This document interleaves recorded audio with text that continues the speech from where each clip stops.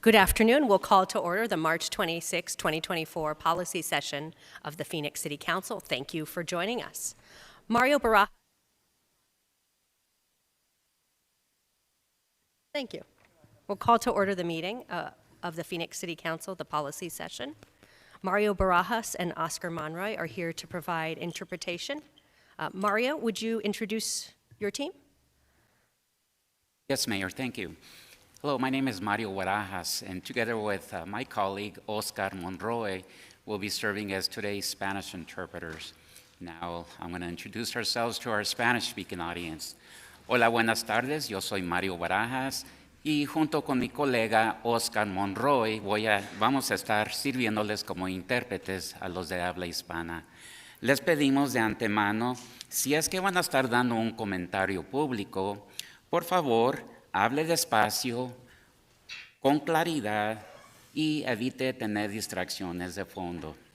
Finalmente, pause después de cada una o dos oraciones para que le podamos interpretar de la mejor manera posible. Gracias.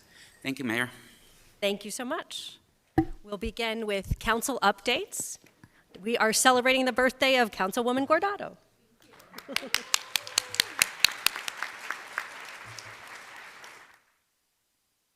And congratulations to Councilman Robinson, who will be serving as Grand Marshal of the Ahwatukee Easter Parade this weekend. And while we're celebrating, Arizona Forward held their Environmental Excellence Awards in the last week. Our Planning and Development Department was recognized for their solar work, aviation for their green curb, and the Office of Sustainability for their solar for low-income homes. And the winner of the Crescordia Award, which is the highest award, was Public Works for their work with young people around composting and food waste. So thank you to all of our departments for their great work. I think the big celebration today, though, is to celebrate the work of Councilwoman Ansari. It is her last official council meeting.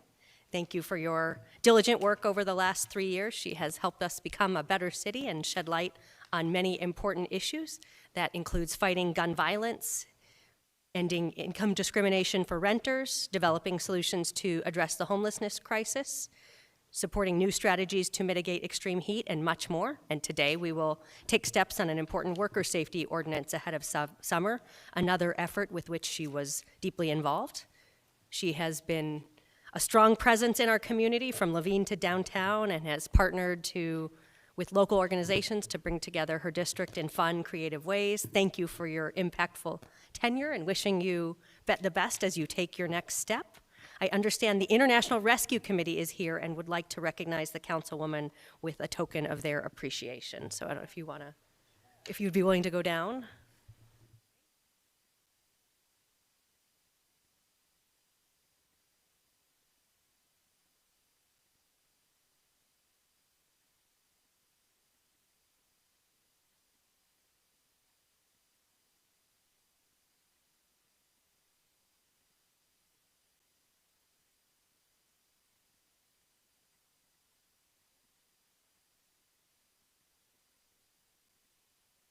On behalf of the International Rescue Committee, Arizona State University, Lutheran Social Services, and all of our refugee communities, this is just a small token of our gratitude for the amazing work that you have done and the impact that you've had on so many lives. So thank you very much.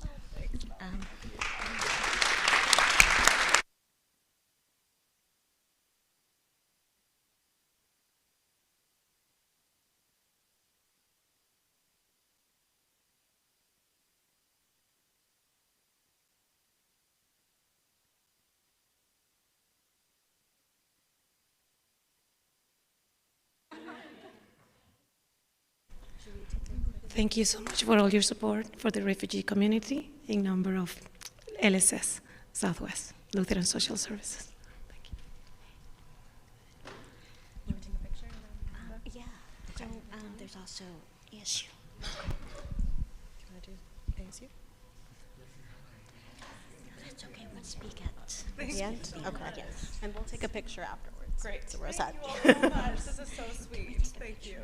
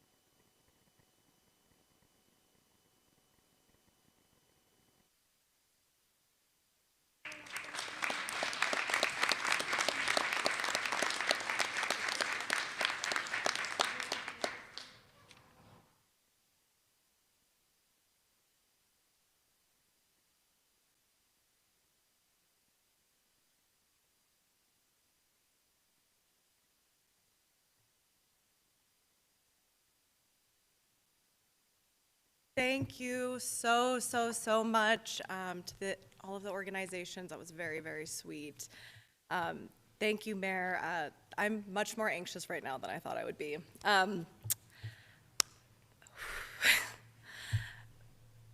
My district update will focus on one thing. I just want to say thank you to everyone who has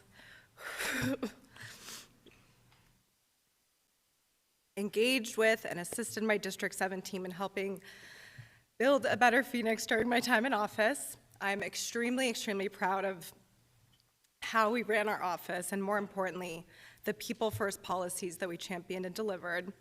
I think a lot of that has to do with hiring a young, diverse, energetic team. While I became the youngest woman ever elected to the Phoenix City Council at 28, if you can believe it, everyone who I hired on my team was younger than me. And I want to thank Maria, Aaron, Morgan, Jocelyn, and the many interns and staff members who joined us for heat relief shifts at the zone, COVID-19. Oh my gosh, this is so embarrassing. COVID-19 vaccination efforts, door-to-door canvassing for the Go Bond, and empowered residents to take an active role in shaping our neighborhoods. I'm also grateful to be able to serve alongside such needed voices on the council. Women, parents, teachers, police officers, city planners, attorneys, and labor leaders. Happy birthday to Councilwoman Guardado. We are reflective of the growing diversity in the 5th largest and fastest growing city in the country, and we are thoughtfully responding to the priorities that voters have outlined for us, taking climate action, solving our housing and homelessness crisis, and improving community safety. In my inauguration speech, I had mentioned one of the reasons that I love District 7 so much is because it's a community of immigrants and self-starters. Being the first Iranian American elected to office in Arizona meant a lot to me, but I know that it meant more to a community of refugees and new Americans who probably weren't expecting a councilwoman who's fluent in Farsi to welcome them to Phoenix. Thank you to the IRC and ASU for the acknowledgement and their ongoing partnership in helping to establish the city's first Office of Refugee Support and even fun multicultural events like Nowruz that my office held annually. We are in a truly transformative period here in the city of Phoenix, and for passionate people who care about being part of our city's evolving identity, I ask you to continue to invest in Phoenix, show up to council meetings and call in every time like Mark Rodriguez, email your council member your ideas, meet your neighbors and organize, and run for office. We are such an accessible body, and it's really amazing how quickly change can happen here. I won't be a stranger, and I will continue to stay in touch with the incredibly talented employees we have here at the City of Phoenix. Thank you all so much. I look forward to the opportunity to serve Phoenicians in the year ahead. Thank you. Years ahead.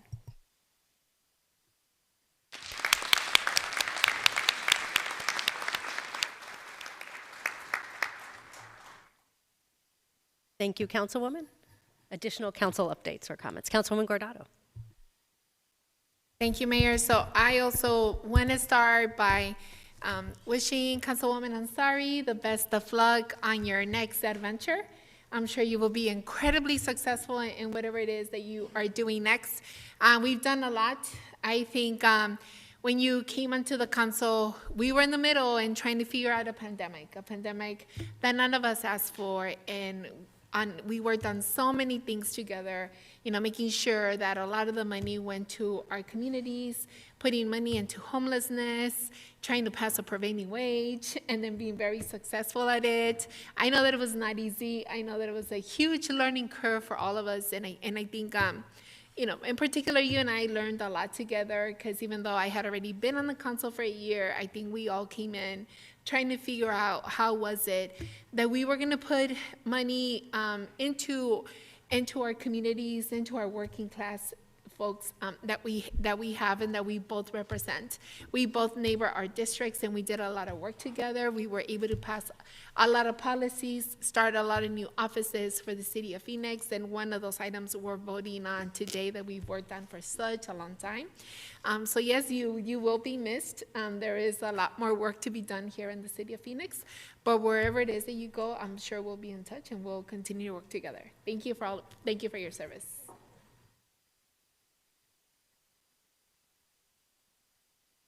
Councilwoman Pastor. I actually have policy slides. So, and I don't know, are we doing slides or are we? Okay, I just didn't know. Sorry. I just wanted to wish Betty a happy birthday, or Councilwoman Guardado a happy birthday. Here are some of the pictures that we have highlighted, many of the things that we have done together. So, happy birthday, Councilwoman Guardado. Next slide.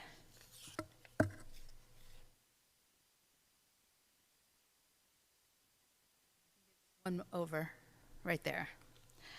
Council members Thelda Williams and Daniel Valenzuela and I began working to combat the issues of 27th Avenue almost 10 years ago.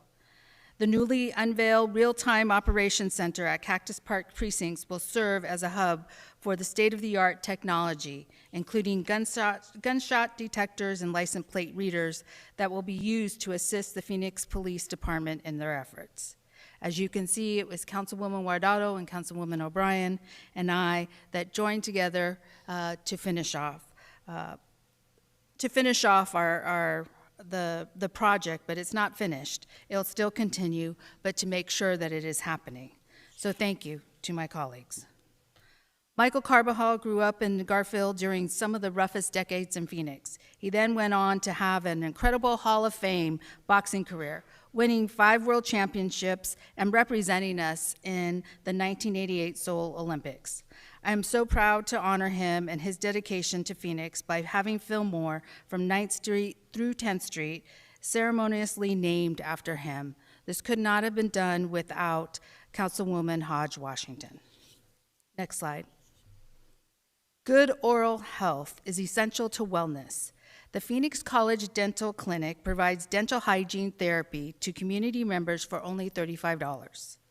Our dental hygiene and dental assisting programs are among the oldest and the most respected in Arizona. Procedures are performed by students who are closely supervised by licensed instructors. Schedule a free assessment today and learn more at phoenixcollege.edu/dentalclinic. Love Your Block is open to all neighborhood groups who are registered with the city. The Love Your Block grant program offers neighborhoods the opportunity to apply for grant funding up to $5,000 to implement the community project that benefits their whole neighborhood. Pictured are some projects District 4 neighborhoods have done in the past with Love Your Block grant funds. Apply by April 15th at Phoenix.gov/NSD/LoveYourBlock. Born in Yuma, Arizona on March 31st, 1927, Cesar Chavez dedicated his life work to La Causa. Chavez founded the National Farm Workers Association in the 60s and won important victories to raise pay and improve working conditions. Cesar Chavez Day celebrates Chavez's efforts and victories for the farm workers. The City of Phoenix offices will be closed Monday, April 1st in observance. Going to the Final Four event? Get your complimentary light rail pass by downloading the Valley Metro app. Let public transit be your fast break through traffic. Last year, Valley Metro provided more than 250,000 rides on light rail during the Super Bowl, and we are looking forward to doing it again for the weekend of the Final Four. The CVS Project Health Van is coming to District 4. My office will be hosting the mobile clinic in partnership with CVS Pharmacy at Indian School and 19th Avenue next Wednesday. It's great to be celebrating wellness and encouraging the community to come and get screened. Health is a priority. Join me, Phoenix Police and Neighborhood Services, for a free coffee and a discussion about hot topics in District 4 on April 10th at Luana's Coffee near Thomas and 15th Avenue. We will be hosting the 3rd annual 5K with African American Reconstruction April 6th at 8 a.m. at Steele Indian School Park. Support your local Black vendors and get some steps in. All proceeds will fund educational programs for youth in the Valley. Budget hearings are coming up in April. Community feedback is a vital part of the budget process and will be considered in development of the city manager's budget. Please join us. It is Councilwoman Ansari's last meeting on council. Councilwoman Ansari, thank you for your service to the city. With your vote, we were able to pass some progressive policies, which the city had never seen in a very long time. So it's a great gratitude of thank you for doing that. And we will vote on one today. Recent examples include the prevailing wage, source of income, and short-term rental ordinances. I wish you the best in the future endeavors. I know Mark Rodriguez will miss you as well. We may need to adopt him as the honorary District 4 constituent for a time being.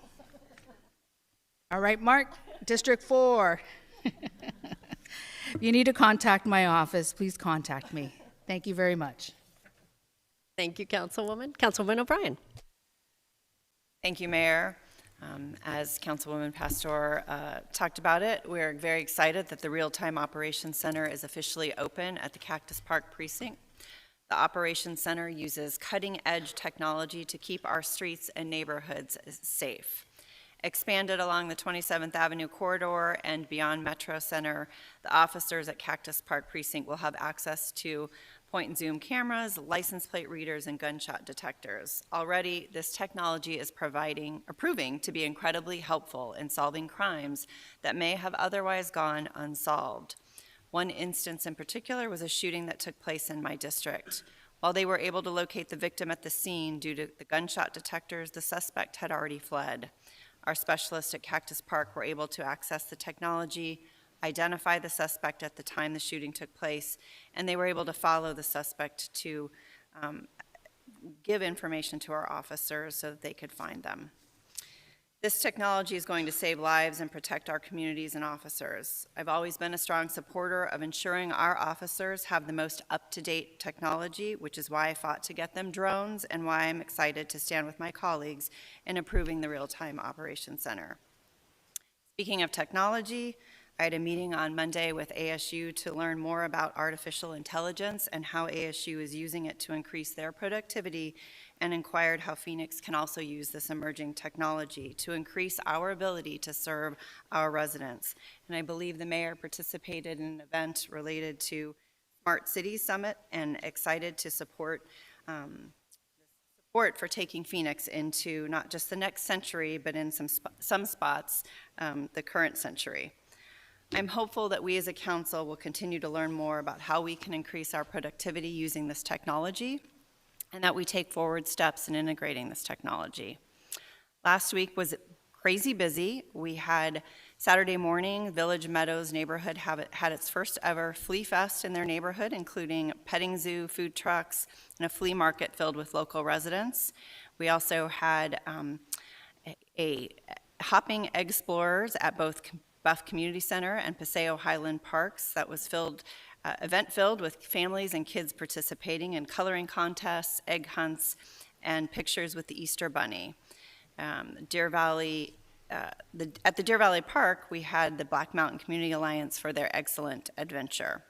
This event was made possible thanks to the park's activation grants that we as council approved with ARPA dollars to get our parks reactivated, so thank you to my colleagues for that. Over 150 kids hunted for golden eggs, made Easter crafts, and took photos in the bunny huts.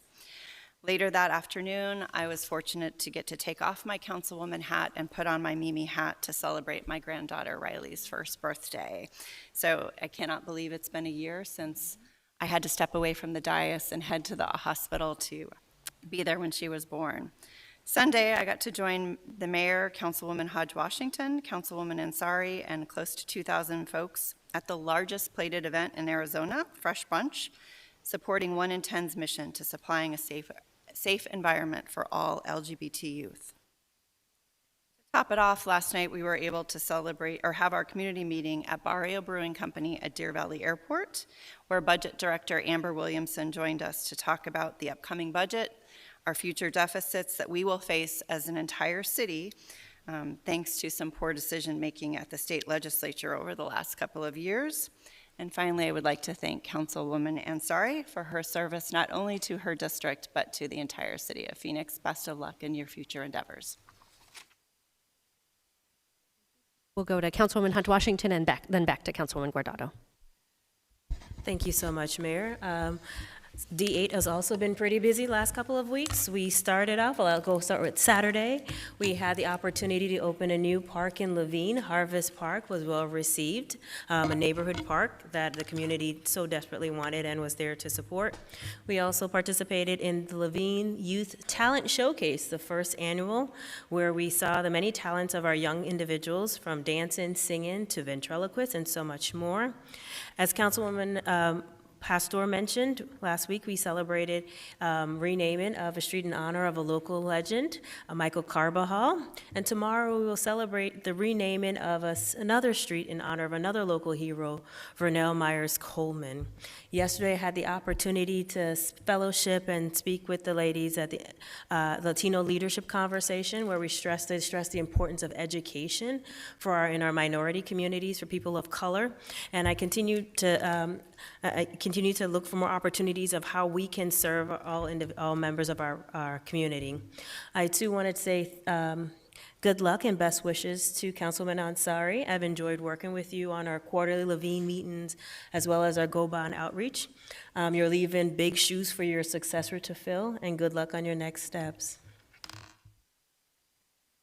Councilwoman Guardado.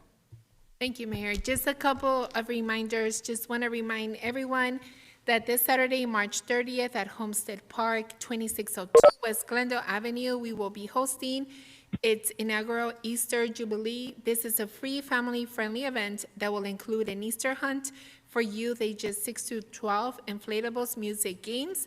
As we celebrate the holiday, it's going to be from 10 a.m. to 2 p.m. Also, just want to remind everyone that Thursday, March 28th, it's an in-person public meeting regarding street paving and proposed bicycle lanes.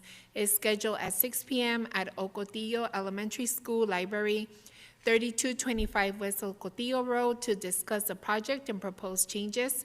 A future paving project along 31st Avenue between Bethany Home Road and Glendale Avenue provides an opportunity for the Phoenix Street Transportation Department to review restriping options that would better accommodate the needs of all roadway users. Following the meeting, an online survey for community members to provide input will be available on this page in English and Spanish. The survey will be open through April 21st, 2024.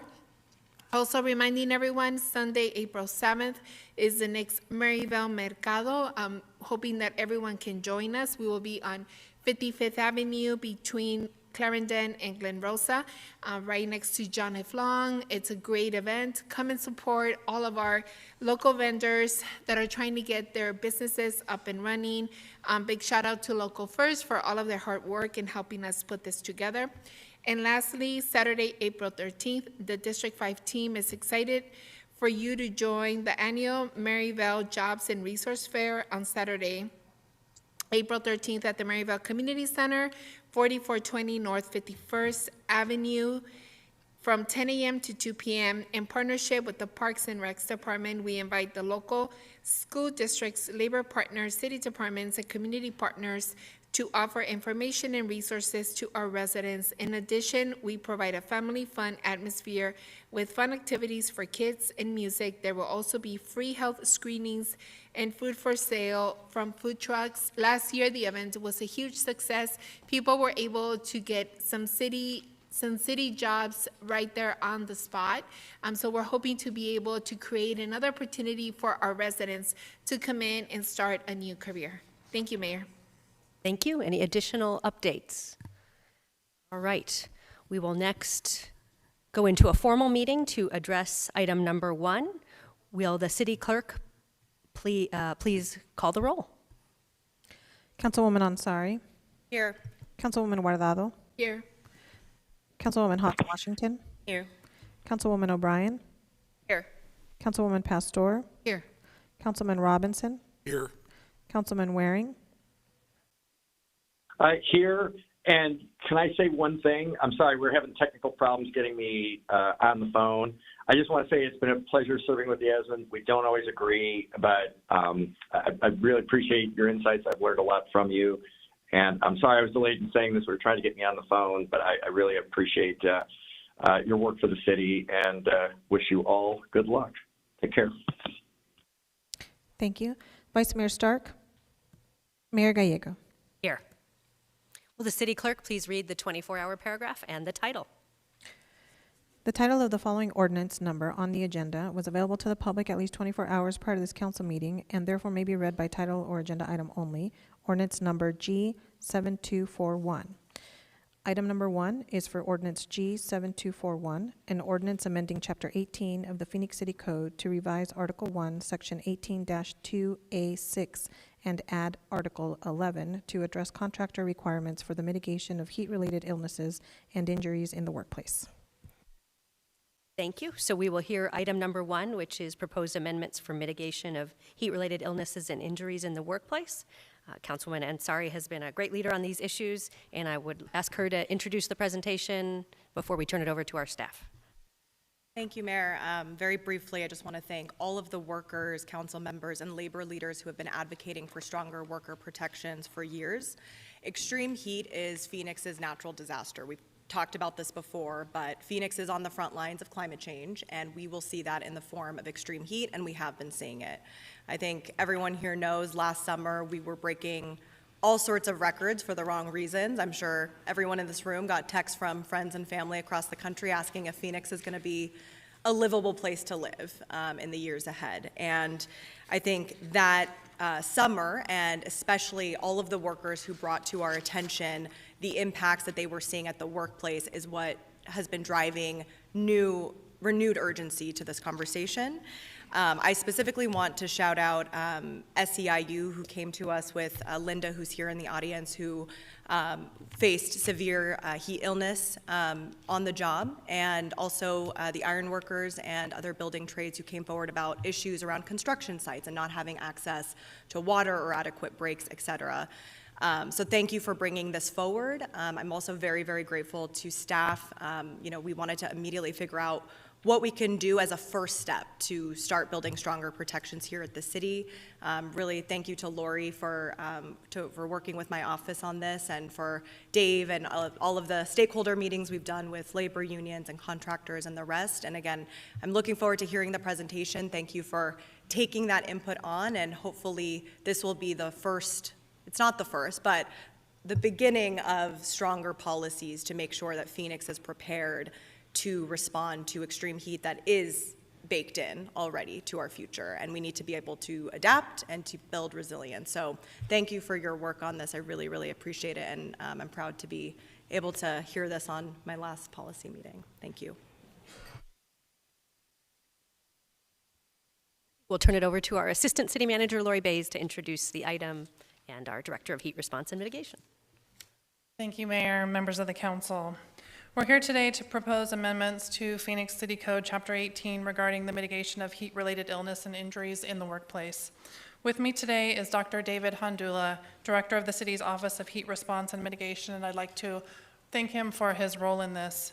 I'd also like to thank David Matthews and Ashley Lee with HR, Kathleen Gitkin and Adriana Phillips with the Finance Department, multiple department heads, and of course my management assistant, Zach Wallace, who has been integral in developing today's proposal. Today, we will cover the impacts of heat on the city of Phoenix, as well as an overview of our comprehensive heat response plan, which you're familiar with. We will also provide a summary of the state emphasis program on workplace safety measures. We will touch on efforts related to what we are doing to protect city employees, and then we will get into the development of the proposed ordinance and the related stakeholder engagement efforts. We will review the key points of the proposed ordinance itself, and finally make a recommendation for council consideration.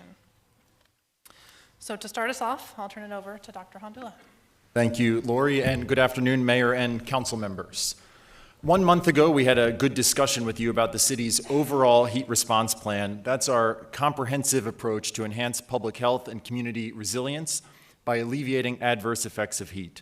We shared with you a number of different actions we're taking across these 9 strategy areas in which we're improving our plan from previous years, and that included an improved focus on the safety of workers in our city who face heat exposure. As Lori alluded to, we're back today for a more in-depth discussion of that particular topic.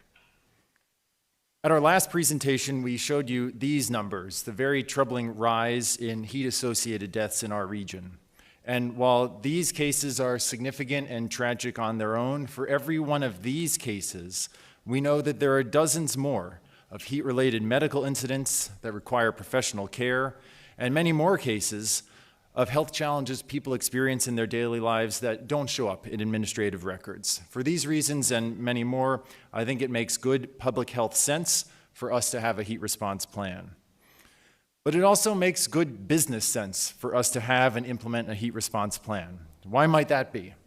For one, research shows us that workers who are not dealing with, recovering from, or worried about heat-related illness are more productive on the job. And second, we all see headlines like these each and every summer, as Councilwoman Ansari alluded to. How are these headlines interpreted in the minds of talented workers who are thinking about moving here to take a job in one of our growing industries? How are they interpreted in the minds of a real estate investor who's thinking about a new project here? And how do they influence our own residents and workers' attitudes about our community and their long-term plans about where they live? Preventing heat-related illness is so important for public health and quality of life, but I also suggest respectfully that it is a really important part of our strategy to economically thrive. We are one of just many agencies in Arizona working to mitigate adverse impacts of heat, and we see an accelerating trajectory of investment from partners at other levels of government. We're working hard to be a collaborative partner in those efforts. Some notable milestones in regional and state efforts are shown on the slide here. And we'd like to draw your attention to the last bullet point. Last summer, the Arizona Division of Occupational Safety and Health, ADOSH, introduced a new state emphasis program, or an SEP, on heat safety. And that SEP is a critical piece of the worker heat safety landscape we need to first understand before recognizing what we as a city can do. As Lori alluded to, I'd like to acknowledge the hard work of our Human Resources Safety team to help us understand and interpret that SEP as we crafted the ordinance language you see today. And to provide a summary of that SEP, I'm pleased to hand the presentation back to our Assistant City Manager, Lori Bays. Thank you, Dave. Mayor and Council, as you may be aware, there are not currently OSHA standards for employee heat hazards, and historically, heat risk mitigation falls under the OSHA General Duty Clause, which essentially states that workplaces should be free from recognized hazards that are likely to cause serious harm or death. This is also mirrored in Arizona state statute. Arizona operates under the OSHA-approved state plan, so safety and health programs are governed by our state safety agency, the Arizona Division of Occupational Safety and Health, or ADOSH. Last July, ADOSH rolled out a state emphasis program to mitigate heat-related illnesses and injuries in the workplace. The SEP gives direction to Arizona employers to focus on 4 key areas to promote safe working conditions and reduce incidents. These are water, rest, shade, and written plans. But before we get into the proposed ordinance, I want to tell you a little bit more about what we've done at the city to help ensure that city employees are safe.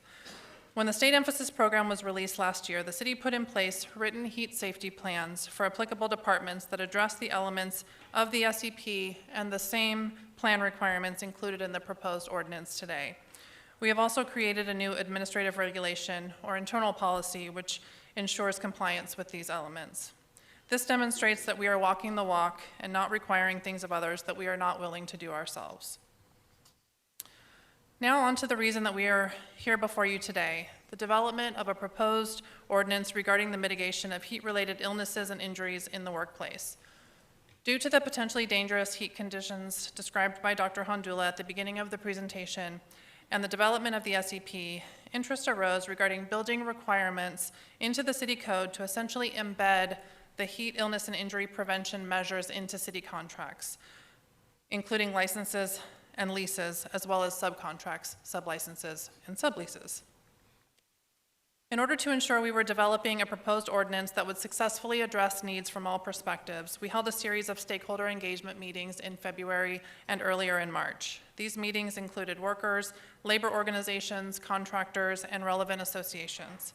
Additionally, as you'll recall, there was a discussion about the proposed ordinance at the February 27th policy meeting where the city's heat mitigation plan was discussed. All of these discussions and many others in between have informed the proposed ordinance before you today. By and large, support from stakeholders on all sides has been positive, and we have done our best to address as many concerns as possible. Something I've learned through many years of labor negotiations is that you usually know you have a good agreement when everyone can live with it, but no one is truly happy. What we bring to you today is the product of a lot of input and a lot of compromise that will hopefully help keep workers safe during the Phoenix heat. The proposed ordinance applies to all city contractors, lessees, and licensees, as well as their subcontractors, sub-licensees, and sub-lessees who have employees who work in an outdoor environment. It requires them to have a heat safety plan. The city will have access to this plan as well as documentation of all heat safety and mitigation efforts implemented to prevent heat-related injuries and illness in the workplace. The plan must also be posted where it is accessible to employees. At a minimum, the heat safety plans must include these elements: availability of cool drinking water free of charge at accessible locations, ability to take regular and necessary breaks and breaks for hydration, access to shaded areas and/or air conditioning, access to air conditioning in vehicles with enclosed cabs, acclimatization practices to promote physiological adaptation, and training on heat illness and injury. The primary mechanism for administering the ordinance will be through contract monitoring by existing department contract management staff. They will utilize the provisions within the contract to ensure compliance, just like they would with any other term of the contract. If an issue arises, staff will provide a notice to the contractor as well as an opportunity to cure or resolve the issue. If the issue is not resolved, additional measures can be taken up to and including termination of the contract. Additionally, the Enforcement Agency for Occupational Safety and Health is ADOSH, so staff will refer to ADOSH when appropriate. If approved, the ordinance will take effect 30 days after council approval, with the exception of the requirement for functioning air conditioning in vehicles with enclosed cabs. That would go into effect May 1st of 2025. There is no need for contract amendments as the provision exists to comply with city code, and this would be embedded in city code. So with that, staff requests city council approval of the proposed amendments to Phoenix City Code to add Article 11 to address contractor requirements for the mitigation of heat-related illnesses and injuries in the workplace. We're happy to answer any questions. Thank you so much. Councilwoman Ansari is our acting vice mayor. Would you like to make a motion? Sure. I move approval of the proposed ordinance and also direct staff to create a city manager's advisory committee made up of representatives of workers, contractors and subcontractors, community members, and relevant city staff to assist with advising staff and providing guidelines regarding best practices in heat injury and illness prevention. Second. A motion and a second. Council member comments? We'll begin then. Do you want comments or you want to begin Well, they with can go public? first. Okay. Yeah. Wonderful. We have many members of the public to address the council. Why don't we begin with Jason Sangster, followed by Jose Torres.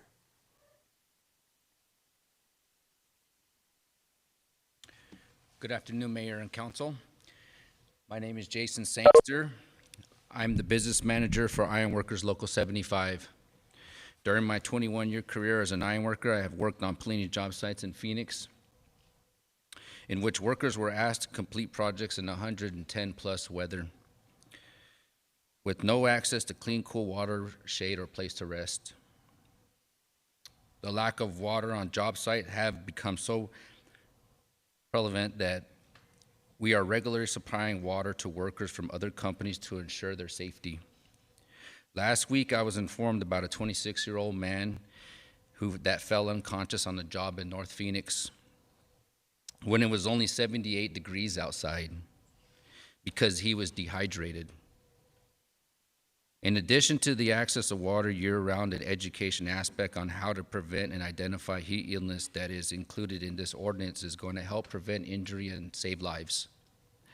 Guaranteeing workers access to water, shade, and a place to rest may seem like a simple fix, but please know that this ordinance is going to improve the quality of life for many of our brothers and sisters that work outdoors, especially during the summer. Ironworkers Local 75 would like to thank the Mayor, Council, and staff for all the work you have done on this ordinance. We ask that you approve this ordinance so it can be properly enacted before the upcoming summer months Thank you very much.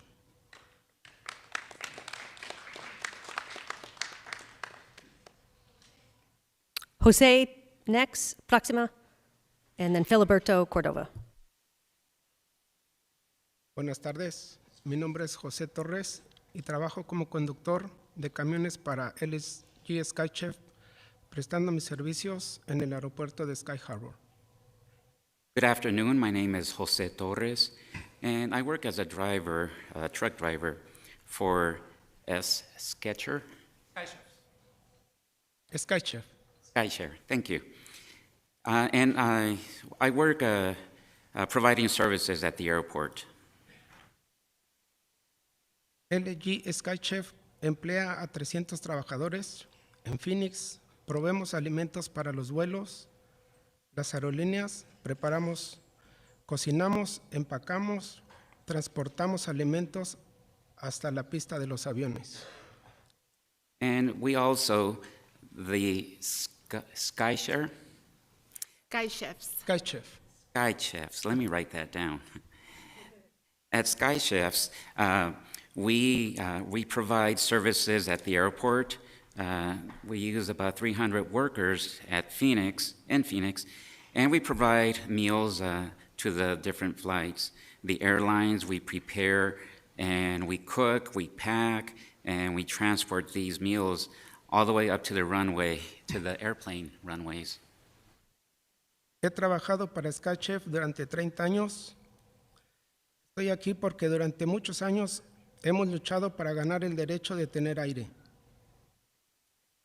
I've been working for Sky Chefs for 30 years now, and I'm here because for many years we've fought to gain the rights for ourselves.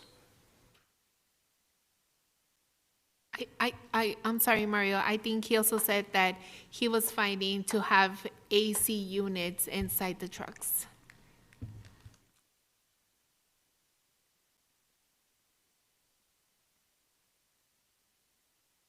Adelante, señor. Bueno, los camiones conducimos a la pista, entregando comidas a los aviones cada año.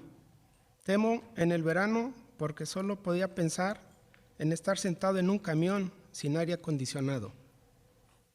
And also, we, in the trucks themselves that we drive, we deliver these meals to the planes. Every year, I'm in fear that during the summertime, just thinking about being sitting in those trucks and with this great heat that we have.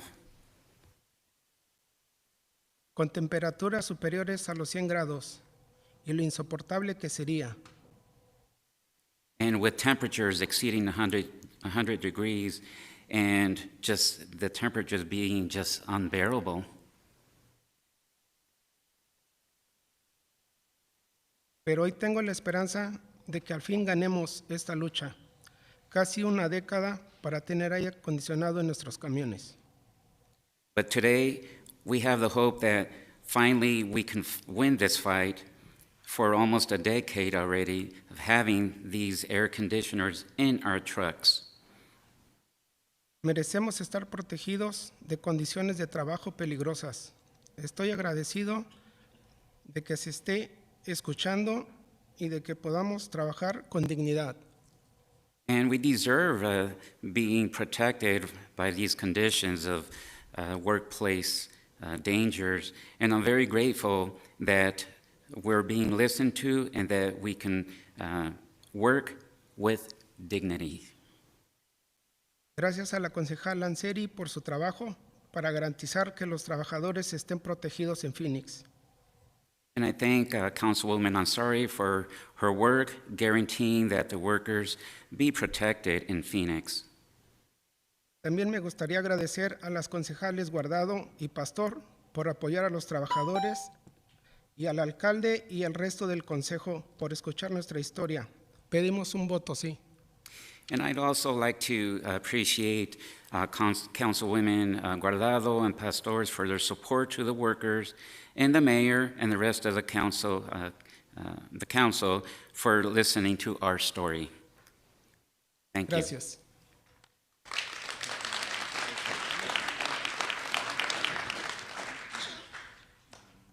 Filiberto, and then Linda.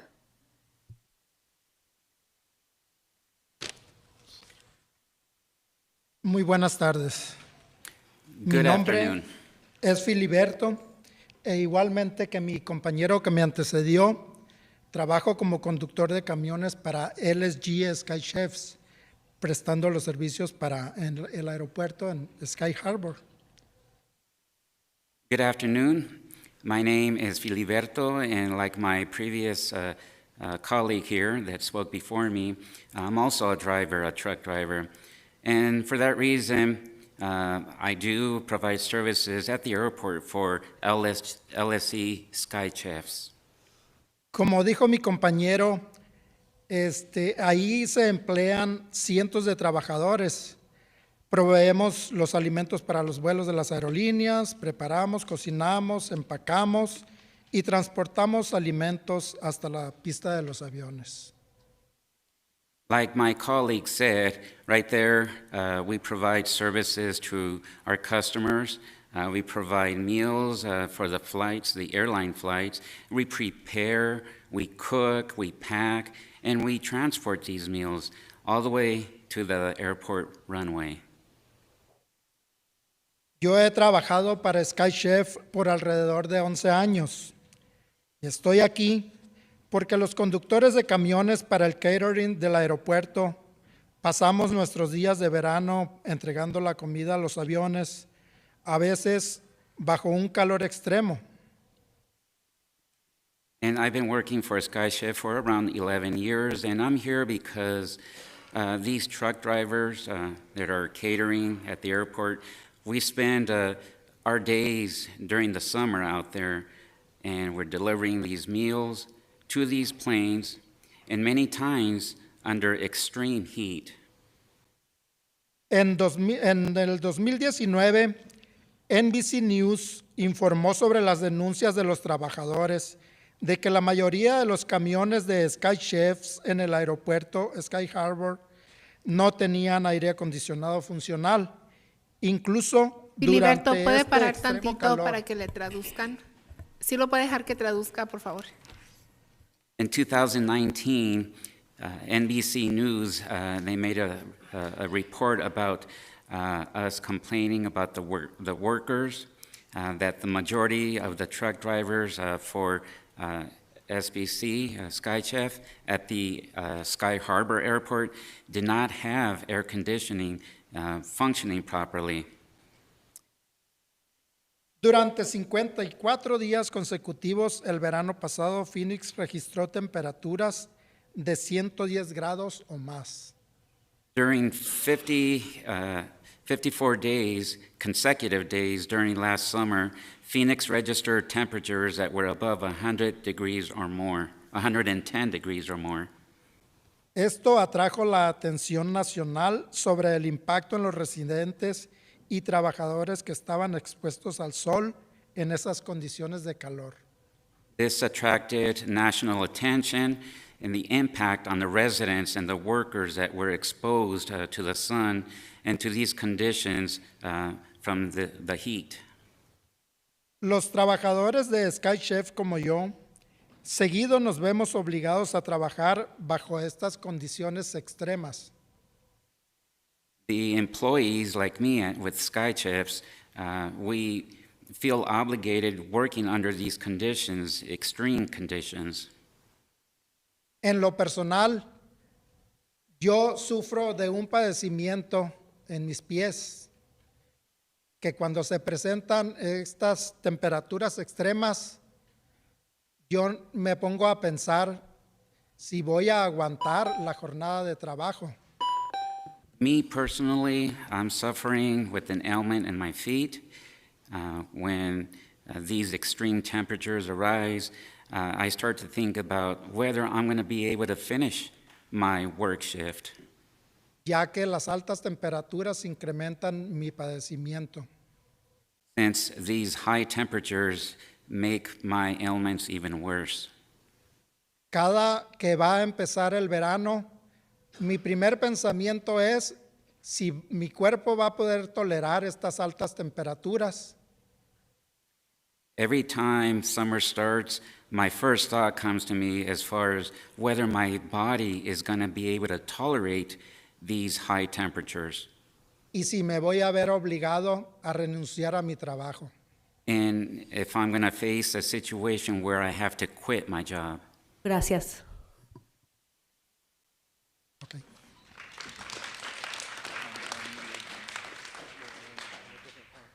Thank you. Linda is next, followed by Lucumbo.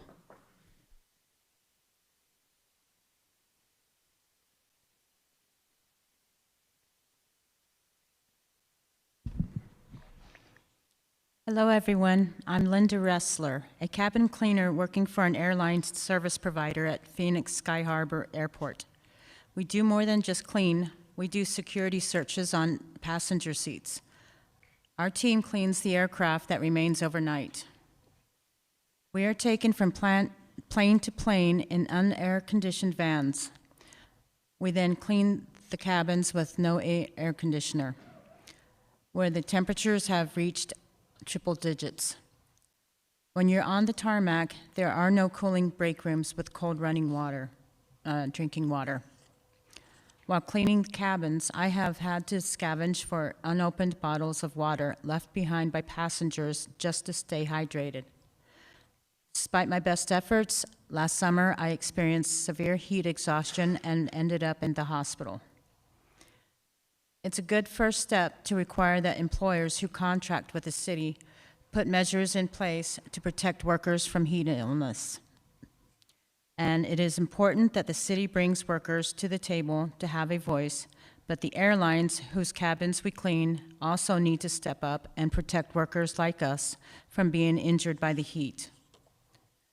With the deadly summer heat around the corner, someone, our employers, the city, or the airlines,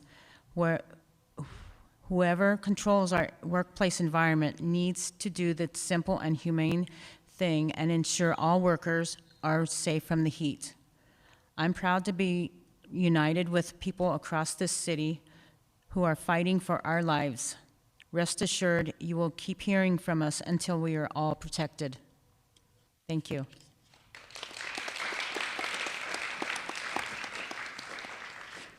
Thank you. Lucumbo is next, followed by Cecilia.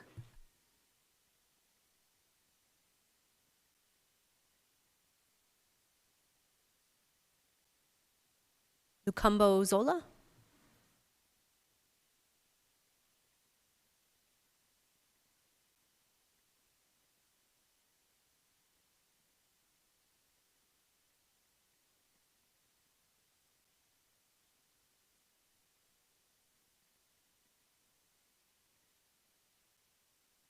I'm sorry, just to confirm, the next speaker is here or not? No.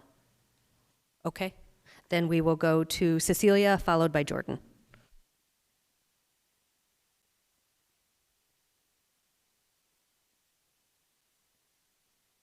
Hi, everyone. My name is Cecilia Ortiz. I am a passenger service agent at Phoenix Sky Harbor Airport. I assist passengers who need assistance to move around into the airport safely and comfortably. Air travel isn't always the most accommodating for all of our passengers, so I do my best to make it a better experience for everyone that I encounter. But working in the extreme Arizona heat without any real protections or safeguards in place not only makes my job, but all airport service jobs extremely difficult and dangerous. Last summer was the breaking point. I knew I had to step up and speak out on behalf of myself and my coworkers and demand safer working conditions and protections from the heat. It's great to see that the city is finally listening and making an effort to protect working people, but much more work needs to be done. It's great to see, It's upsetting, though, that my coworkers, like Linda, aren't covered and will have to endure the heat again this summer. This is a step in the right direction and one to celebrate, but all workers should be protected. Thank you.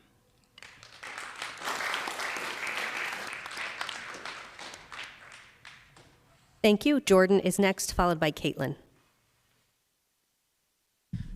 Good afternoon, Mayor and Council. My name is Jordan Greenslade. I'm with Unite Here Local 11. We represent workers at Sky Harbor Airport, especially the Sky Chef workers that would be affected by this bill. As some of the workers from Sky Chefs have said, this fight has been going on for many years. Back in 2017, along with other Sky Chef workers across the country, workers in Phoenix made their voices heard. That year, Forbes magazine reported that Sky Chef drivers lacked functional air conditioning in their truck, even during the blistering summers. A report by our labor union, Unite Here, released that year noted that in some cases, the company disabled or removed air conditioning units from its trucks. The report found that only about 5% of Sky Chef drivers reported that their trucks had working air conditioning units. We're really hopeful that with today's vote, these dangerous working conditions will come to an end. In Phoenix, where we experience dangerously high temperatures, it's essential that the city has a comprehensive heat safety program in place that covers workers contracted to perform work at city facilities. And one thing I'll also mention, as we all know, Phoenix is extremely hot, but on the tarmac, it gets even hotter, and so many of these workers have had to suffer through this for many years. I hope we can continue to work together to make sure this measure is properly enforced in order to protect workers across the city. I'd also like to extend particular thanks to Councilmember Guardado, who has stood with workers in this fight since the beginning, and Pastor, the Councilmember Pastor, who has been with workers for many years on this fight. And a huge thanks to Councilwoman Ansari for spearheading this effort to get this ordinance to a vote. I'd also like to thank the mayor and the rest of the council. We appreciate what it takes to fight for workers that oftentimes are out of sight from the public, and we appreciate you hearing this issue and giving it your vote. We ask that you vote yes on this essential ordinance. Thank you.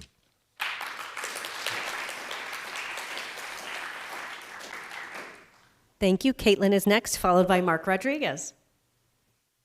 Hi, everyone. My name is Caitlin Parody. I'm a Phoenix resident. I'm a constituent of Councilmember Starks, and I'm also speaking today in my capacity as a worker health and safety expert with the National Council for Occupational Safety and Health. The folks we've heard from, Linda, Cecilia, Filiberto, I think their experiences, what they're saying to us is that they're suffering immensely. They've been suffering while working for City of Phoenix contractors and their subs. And that really makes, that makes the case for the simple heat safety requirements that are proposed here today. But as you move to pass those, I did want to share some context for why the role that the City of Phoenix plays in workplace heat safety is so critical. So heat is deadly for workers, and increasingly so. And while the heat surveillance reports that we rely on from Maricopa County don't identify workplace-related heat deaths, we do have, strong national information that show that heat stress can kill up to 2,000 workers across the U.S. every year and cause an additional 170,000 injuries on job sites. Workplace injury and illness can often go on to have lifelong consequences for working people and their families. We also know that this is not a toll that's borne evenly, so Latino workers, Black workers, and low-wage workers suffer more. And to give just one, I think, very stark example, in the US we know that heat-related deaths are 91% higher for Mexican-born construction workers than the average for all other construction workers, and 51% higher for US-born Black construction workers than the average for all other construction workers. So this disparity is really profound. And all these data are from a 2023 Public Citizen report, if folks are interested.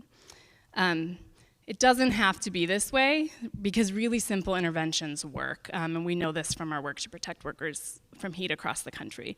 Workers need water, they need shade and cool air, they need paid rest, they need time to acclimatize, training in languages they understand, and most of all, a real place at the monitoring enforcement table, and that's what we're looking forward to moving forward with next. Thank you.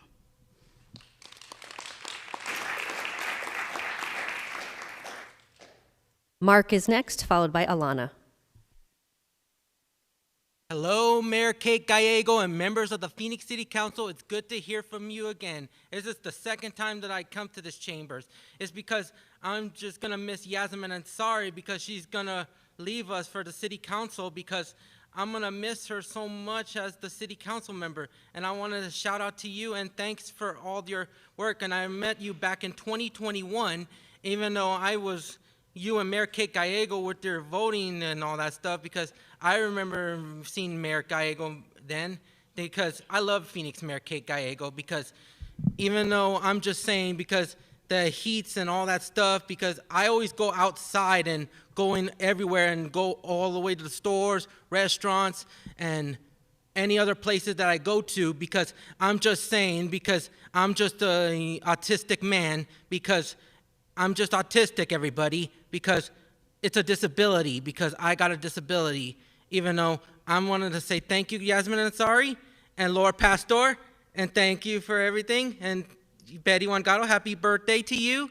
and then Kevin Robertson, you're cool, you're my fan, and Ann O'Brien, you're kind of a nice woman, and Keisha Huss Washington, even though you're kind of funny and all that stuff, because I'm just not a comedian, because I'm just saying, because I'm just a friendly person, Mark, and Mayor Kate Gallego, I wish I could see you again, because I like to see you after this meeting's over, because even though you're kind of busy and all that stuff, and I'm just wondering that all the city council members, and again, thanks for the opportunity, Flor Pastor, for getting me to sit on those chairs from last week, because you just pretty nice and all that stuff. And I'll see you at the 5K festival, and because you're raising your hand and all that stuff. And that's all for me, Mayor, and have a wonderful day. Wakanda forever!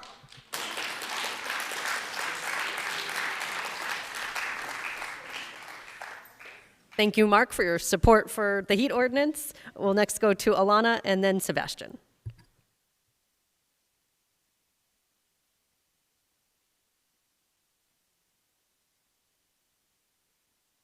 Hello, my name is Alana Billingsley, and I am a flight attendant at American Airlines. I wasn't planning on speaking today, but I've been moved to tell you what I've seen on the aircraft with working with these professional people. I have very different jobs than they do, but we are all safety and security professionals that guard the airlines and protect our air. And I want to say that that is something that is nearly impossible to do in the extreme heat that we experience here in Phoenix. Underlying some of the things that you have all heard today, the Sky Chefs had air conditioning in their vehicles and somebody took it out. Somebody at their company made that decision that their lives were not that important. What kind of city do you want to manage? A city where these managers are able to hide under anonymity and harm their workers, create these harmful environments that put our safety and security at risk? Or do you want to put your name out there supporting the workers who put their lives on the line to make sure that my airplane is safe?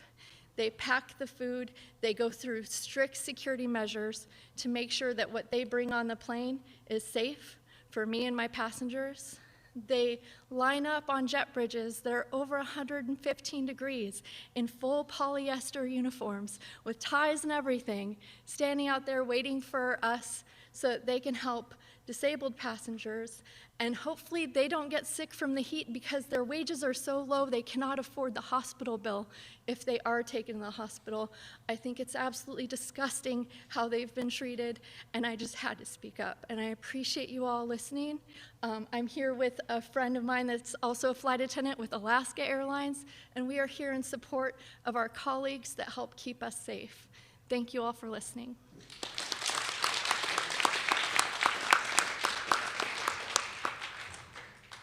Thank you. Sebastian will be our next speaker. Good afternoon, Council. My name is Sebastian del Portillo. I'm here representing the Take Back Our Homes campaign. We are in support of the ordinance presented today. It's exciting to see the city taking steps to provide critical protection for all of these workers. I want to thank SEIU, Worker Power, and the other labor allies and their organizing efforts on this issue, and the airport workers here today who are sharing what they face every single day.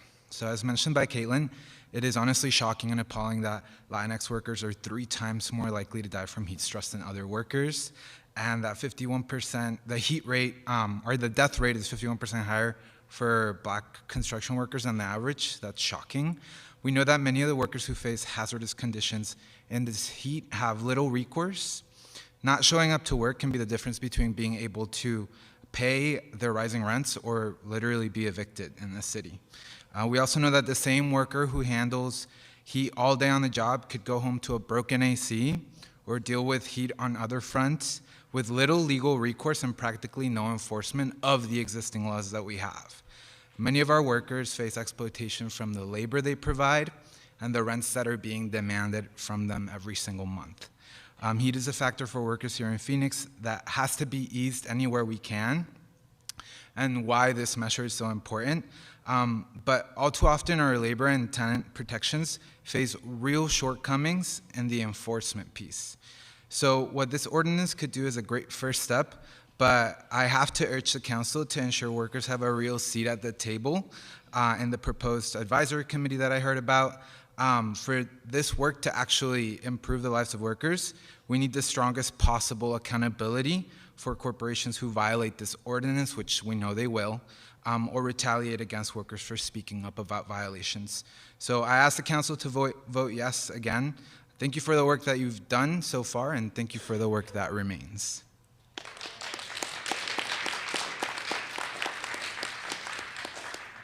Thank you. That concludes public comment. We'll turn to council member comments. Councilwoman Guardado.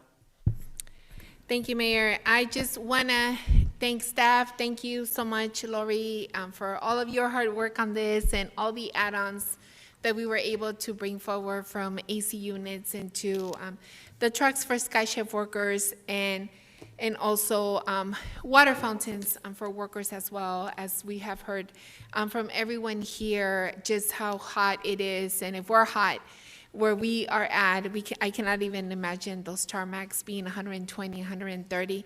So thank you guys to city staff for all of your hard work and everything that you guys are doing to move this forward. And today, we're just taking a moment. On Monday, we will be taking the day off, remembering Cesar Chavez. And doing this vote today is a symbol that we continue to respect and support the legacy that he's brought to us. And as we move forward into the days that we celebrate civil rights and labor movement leaders like Cesar Chavez, I think of his legacy and everything he worked to accomplish and bring to our country, workers and their families. As city leaders, it is our responsibility to take proactive measures to safeguard and empower our workforce in every possible way. Cesar Chavez said, "We cannot seek achievement for ourselves and forget about progress and prosperity for our community. None of us get ahead if we don't all get ahead. And that includes for the working people who have built and keep this city running every day." Thank you to all the workers that are here today. The extreme temperatures in Phoenix presents a serious threat to safety and well-being of our workers. While this heat mitigation ordinance is a crucial step towards ensuring the protection of our workers, it is essential to recognize that this policy merely establishes a fundamental level of support. Our expectations for contractors and supervisors operating within city facilities must far exceed these basic requirements. Let us view the policies outlined here as the starting point rather than the ultimate standard. We must strive for excellence in safeguarding our workers from extreme heat conditions. Let's make this a top priority. It is time for us to raise the bar and ensure that every worker in Phoenix is provided with the highest level of protection and support. And with that, Lori, I just have one question for you. I know that we had workers, they came up and talked about them having to clean the airplanes in the heat. Is there anything that we can do? Is there a letter that we can write to the FAA? I know that you guys have been looking into it. Is there anything that we can do about that? Mayor, members of the council, Councilwoman Guardado, yes, we have looked at that issue. There are some jurisdictional challenges with having an ordinance that would impact the inside of an airplane cabin from our legal staff's opinion. So what we, are recommending, there's two things. One, there is an OSHA rulemaking process in effect that may impact that.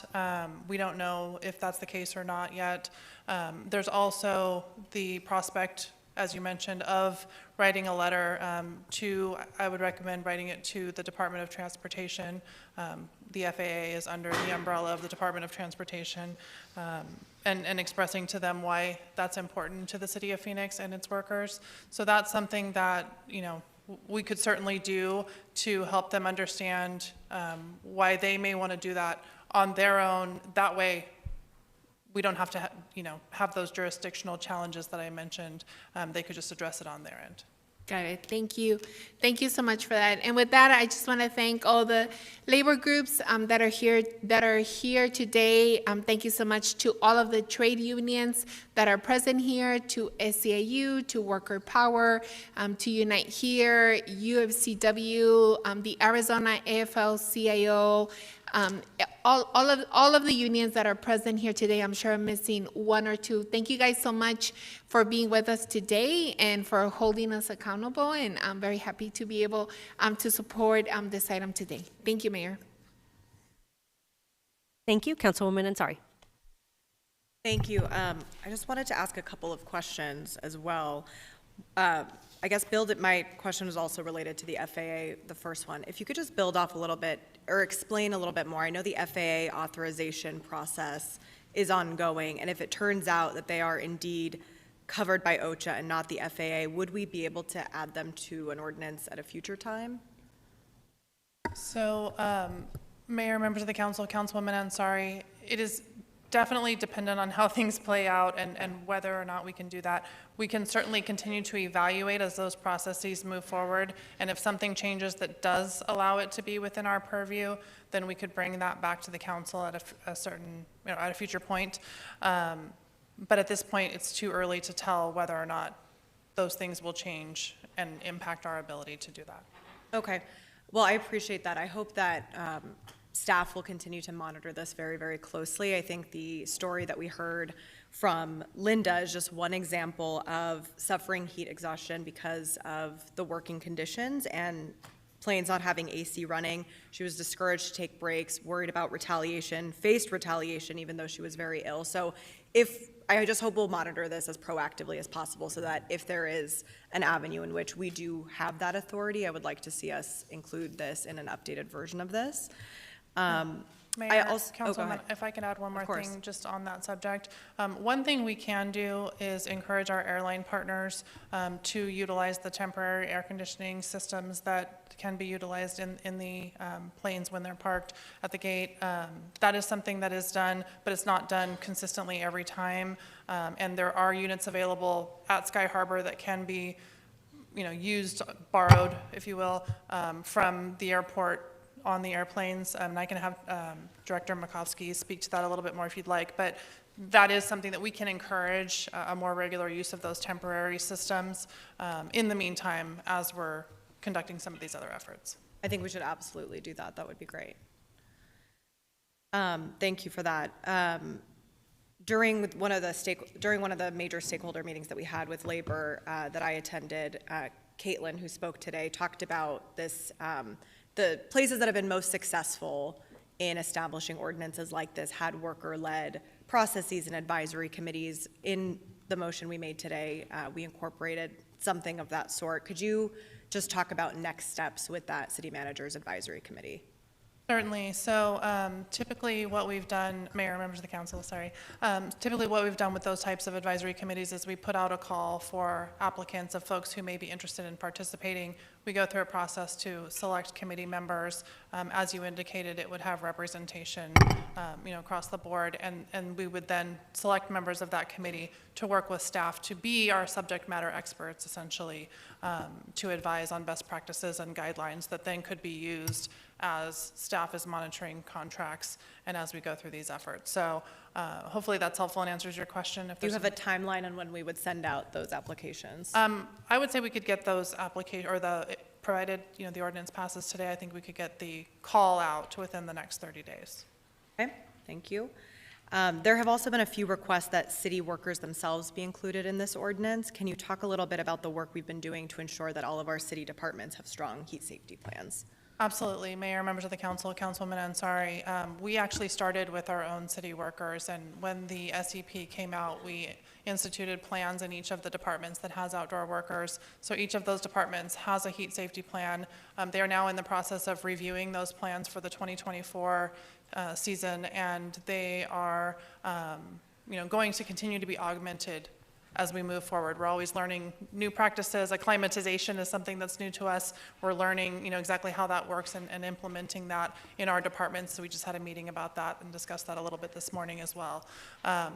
Additionally, we have an internal policy which mirrors the ordinance in many ways, and it has all of the same elements that are included in the ordinance, all of the same plan requirements, and it actually goes beyond it just a little bit to indicate that our employees are held to the same standards as what's in the proposed ordinance. Got it. Thank you so much, Lori. Again, I really, really appreciate your work and your entire team's work. Thanks for doing all of the detailed thank yous for us. As I previously stated, extreme heat really is our natural disaster, and I forgot to shout out the mayor, who I believe was the first elected leader, I'm going to say in the country, to call on FEMA to declare extreme heat a natural disaster, which it is. We're still waiting on that, but there will be a time, if it hasn't hit already, that we require more resources from the federal government to be able to tackle extreme heat. I do believe that this ordinance is a very, very important first step, and that it will save lives and deliver a happier and healthier workforce in our city. It includes training requirements so that workers and supervisors alike will be able to recognize and report signs and symptoms of heat-related illness in themselves and their coworkers. So many heat exhaustion instances and heat stroke cases could have been avoided if that was already happening. I do also want to recognize, I agree that this ordinance should go farther. I really think this is a first step, and my hope is that it will continue to be updated as we monitor its effectiveness. Something that I've heard frequently from workers, and several spoke about it today, is about fear of retaliation for taking breaks when they feel unwell from the heat. So my hope is that if we see that workers are fearful of taking breaks when they need to, even after this ordinance is in place, we will update it to include anti-retaliation language. I also, again, just want to give one more shout out to all of the workers and labor unions who are here today, who have voiced support for this ordinance and who have advocated for years for better working conditions. This is your win, and we would not be here because of you. And if it passes, and I very much hope that it does, it will demonstrate that Phoenix is committed to being a great place to work and that we treat heat safety with the urgency that it deserves. So thank you again, really appreciate it. Councilwoman Pastor. Thank you. I have several comments. The Arizona AGC wrote a letter in opposition of this ordinance. And what it states is that the ordinance is redundant and mitigation is already covered under the attached Arizona Division of Occupational Safety and Health State Emphasis Program. Could you please elaborate where they feel it's redundant in this ordinance? Yes, Mayor, members of the council, Councilwoman Pastor, there are many elements that are in fact redundant in this ordinance. In fact, we built the ordinance around the elements of the SEP, with the exception of the provision related to having air conditioning in vehicles. That was an addition. However, the piece that the SEP doesn't have is a mechanism for us to administer those same requirements in our contracts, and that's what the ordinance allows for. Okay, so that is the purpose. Correct. Of this, is that we then can monitor and have these regulations now implemented or placed within our own jurisdiction. Yes, Mayor, members of the council, Councilwoman Pastor, that's accurate. Okay, because I'm just putting it on the record, but elements of this is repeated within our ordinance. However, it's now an ordinance that our contractors and those that we do business with to be making sure that they are following our ordinance. Yes, and other Mayor, than the big picture. Mayor, members of the council, Councilwoman Pastor, in our stakeholder meetings, in fact, many of the contractors said that it was not going to be an issue for them to comply with this ordinance because they were already doing the things outlined in the ordinance based on the SEP and based on the best practices that they know to be helpful to them. Not every single organization said that, but we did have a majority of the council, or of the, of the contractors who attended our stakeholder meetings who did express that they were easily able to comply with the elements of the ordinance. Yeah, because basically what I'm hearing is they're already practicing what the bigger language, and I think they call it SEP and ADOSH. They're already practicing that. It's just now we are putting it into play at the city of Phoenix. And those that are not practicing it are now going to have to practice it. That's basically how I'm reading it and understanding it. Mayor, members of the council, Councilwoman Pastor, I would say that's an accurate summary. Okay. Then it says, furthermore, the Occupational Safety and Health Administration, OSHA, is contemplating similar regulations. So my understanding is that if OSHA does put these regulations or build some regulations, OSHA will supersede us. Mayor, members of the council, Councilwoman Pastor, in a nutshell, yes, there's a little bit of a nuance to that in that we have an Arizona state plan, which means that Arizona would have to essentially adopt what OSHA puts out, but there's some technicality to that, but essentially, yes. Okay. I guess to that point is that I would like to see us as a collective, as a city, really be actively involved with our, and this is where intergovernmental department will come in, really working with our congressional members and our senators to be our voices regarding our heat-related issues and how it impacts us, just like how it impacts cities back east. They're opposite of us, but there's impact and there's rules around that. So I think we have to be proactive as a city to push for some regulation. Not that the congressional members have been doing it. I think we just need to join and also get other cities to help us join. I think it's very important for us to take the lead. Secondly, my whole thing when I was listening is that really protection of the workers. When the workers do complain, there is retaliation. But it's in retaliation can be defined in many different forms. Retaliation could be cutting hours. Retaliation could be putting pressure on you working longer hours or working more in extreme conditions. Retaliation could be anything that you're wearing the wrong uniform, whatever it is. So retaliation comes in many forms. I want to know what mechanism it has been developed in this process to protect the workers so that there is an avenue or a space that they can call or say, I'm being retaliated against because I spoke up.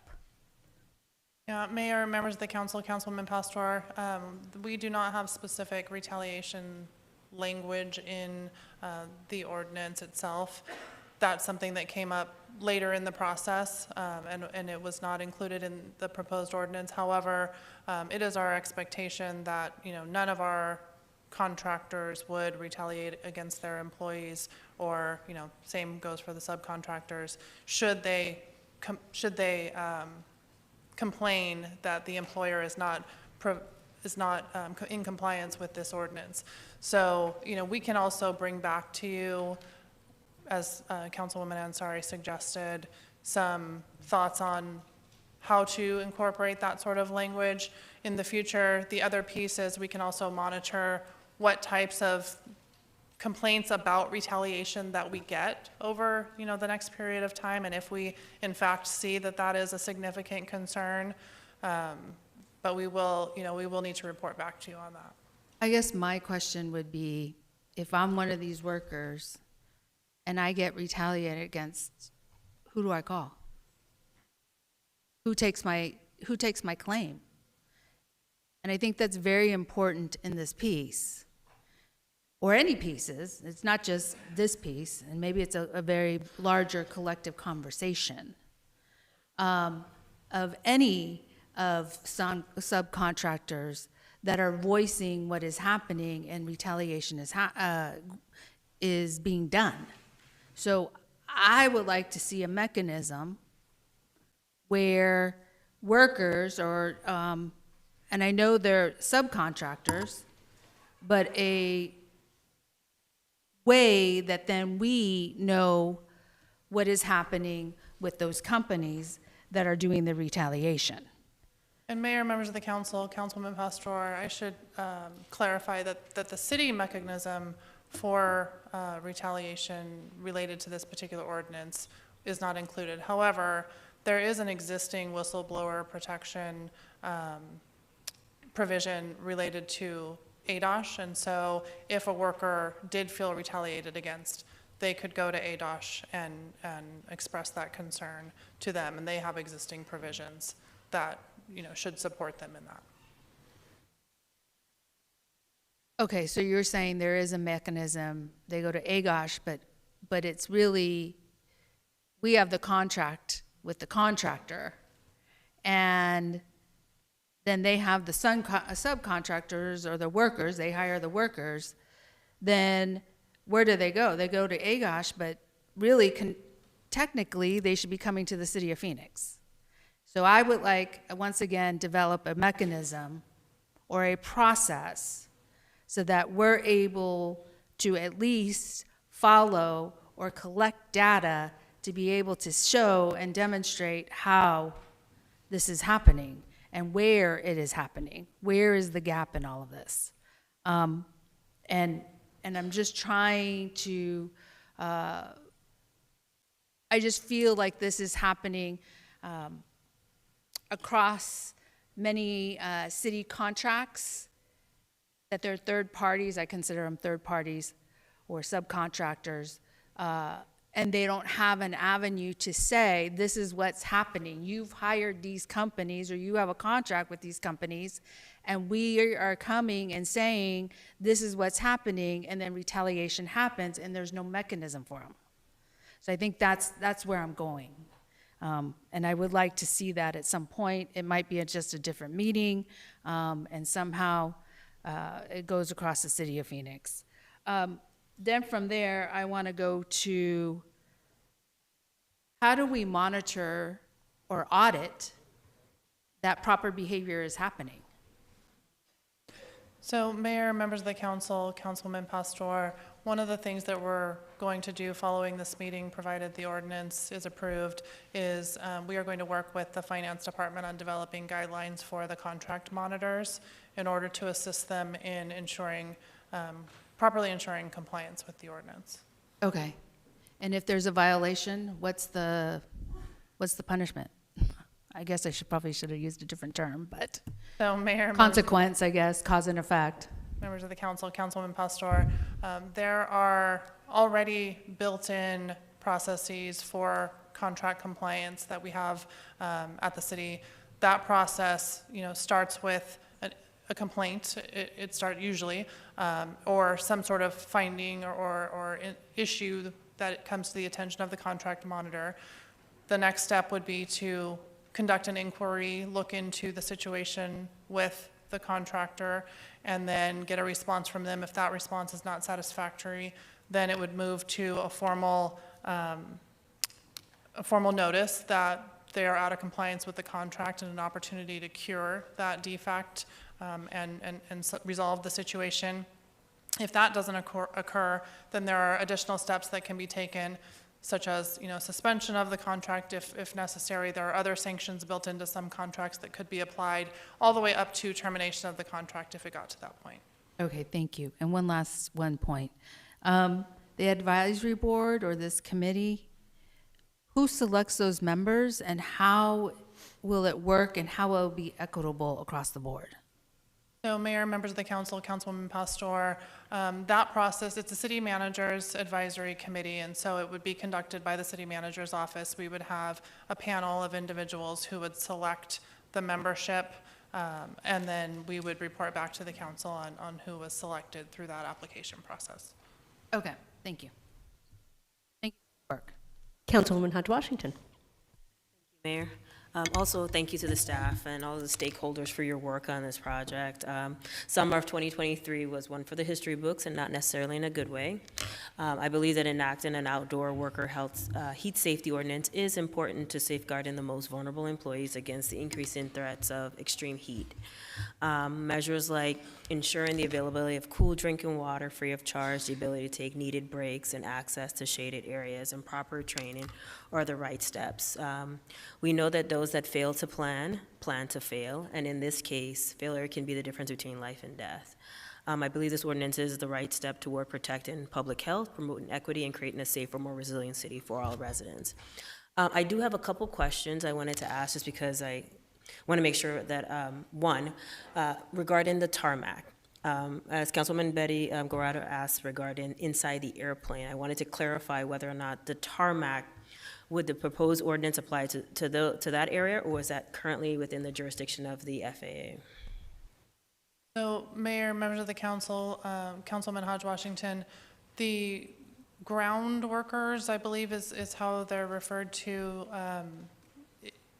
would be covered by this ordinance. It's really the airplanes themselves that are outside of our jurisdiction. I'll look to Director Makowski to see if I'm missing anything there.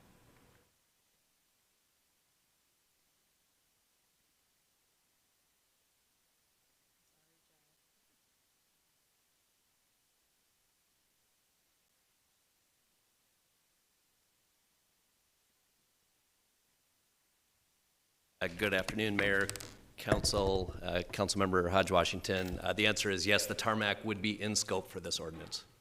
I'm sorry? Tarmac would be in scope for this ordinance, so any employees working on the tarmac would, this ordinance would apply to them. Thank you so much for that. I also wanted to circle back really briefly on section 18-413C. That is the monitoring process. The way I understand this is, although it's called a monitoring process, it's more of a complaint-driven process. So it's not that the contractor or the city necessarily would be the ones inquiring to determine whether or not, they would not be doing an inspection to confirm that each of the contractors has a plan. It's more so if a complaint has been made. Is that correct? So, Mayor, members of the council, Councilman Hodge Washington, the way that the ordinance is written is that the plan has to be available to city staff. So we're not asking contractors or subcontractors to send their plans in. That would create a storage problem for existing staff. However, the plans do have to be accessible to staff, and should there be any sort of concern raised, the first thing that the contract monitoring staff would do would be to ask for the plan and an explanation of how the vendor is following the plan. And how many workers do we anticipate to be subject to this ordinance that were otherwise not subject to this? So, Mayor, members of the council, Councilwoman Hodge Washington, that's a great question, and we've been discussing this amongst ourselves and trying to kind of guesstimate how many workers would be impacted by this. This is a very rough number, but we're estimating at least 10,000 workers will be impacted by this ordinance. Thank you. And some of my question has already been started to be answered in your answers to some of my colleagues, but I wanted to talk a little bit about the failure to comply, who determines the sanctions, the scale of the sanctions, whether or not it is, as you read the ordinance, it starts off with, I think, cancellation. Is there any, can you talk a little bit about the steps that would be taken once a violation has been alleged or determined to have been found? Yes, so Mayor, members of the council, Councilwoman Pastor, again, excuse me, Councilwoman Hodge Washington. I just looked at Councilwoman Pastor and my brain went there, sorry. The way that this works is dependent upon the contract itself. So contracts can have different terms within them and different sanctions within them. However, there is an overarching graduated process that would be applied. So the first step in that process would be an inquiry and looking into the situation, asking the contractor for more information and receiving that back. If the response does not satisfy the contract monitor, then the next step would be to move to a formal notice to the contractor that would explain to them that there are concerns about their ability to meet the terms of the contract and ask them to then formally cure that issue. Again, waiting for their response, there's an opportunity to see, do they comply, do they not comply? If they don't comply, then it could move on to additional sanctions, either specifically outlined within the contract or the general sanctions of suspension or termination of the contract. Just following up, the opportunity to cure, the ordinance is silent on the time frame that would be expected to make the necessary changes, or the time frame for curing. Can you speak on that? So Mayor, members of the council, Councilman Hodge Washington, I'd actually like to ask our Finance Department Assistant Director, Adriana Phillips, to come up and speak to that.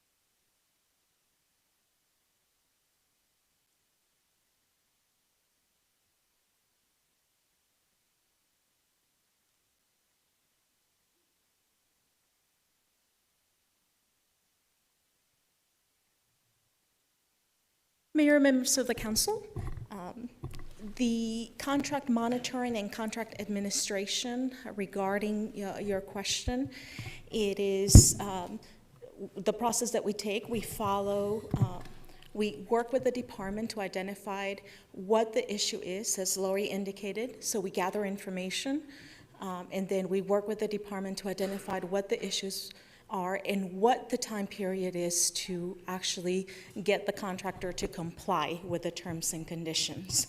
So in this case, we would be working with the specific department that has the services needed for the city, and identified how long they would have to comply with the terms and conditions.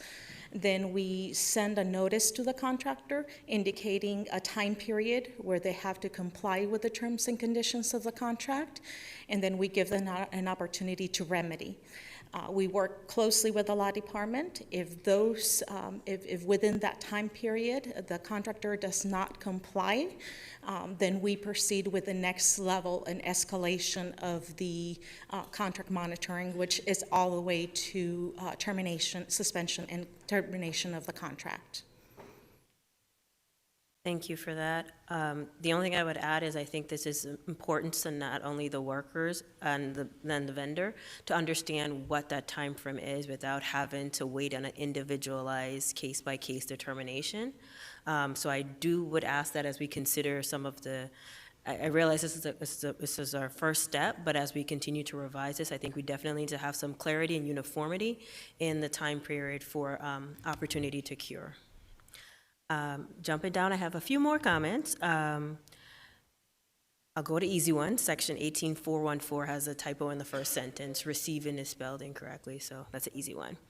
But section 414B, I think, is a little confusing because it uses both permissible and mandatory language regarding additional documentation. Can you explain the intent of that provision, please?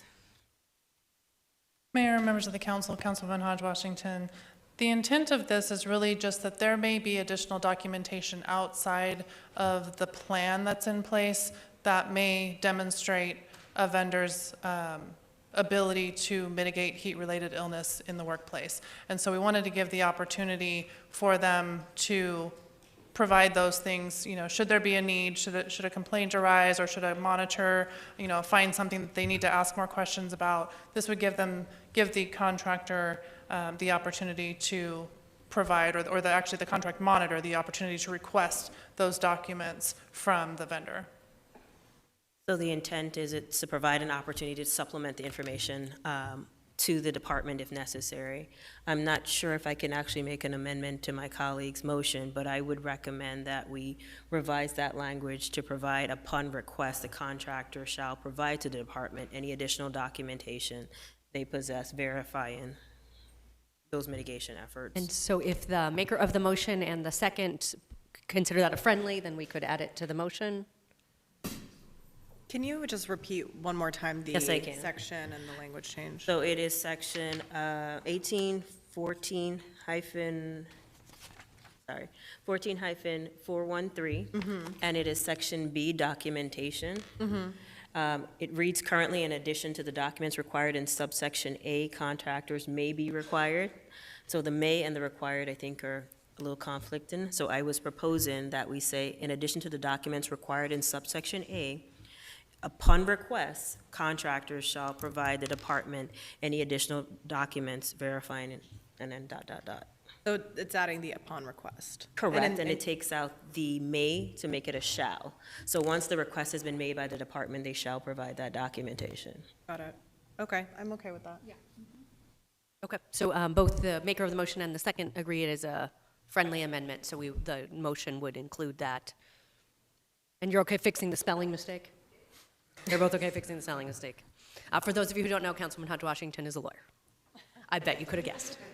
Thank you. And then my last one, I wanted just to talk a little bit because we are doing, we're doing something that we have not seen in our, necessarily on the citywide scale done before in Arizona. I wanted us to talk a little bit about the education that's going to be made to our contractors. I know some of them were part of our stakeholder process, but to ensure that it's effective, I think it's helpful for them to know about these requirements. I just want you to give me some insight into that outreach that we plan on doing. Yes, Mayor, members of the council, Councilwoman Hodge Washington. All of the contractors that we have that have outdoor workers were invited to be a part of our stakeholder process. As you mentioned, not all of them participated. However, they're aware that this process is going on.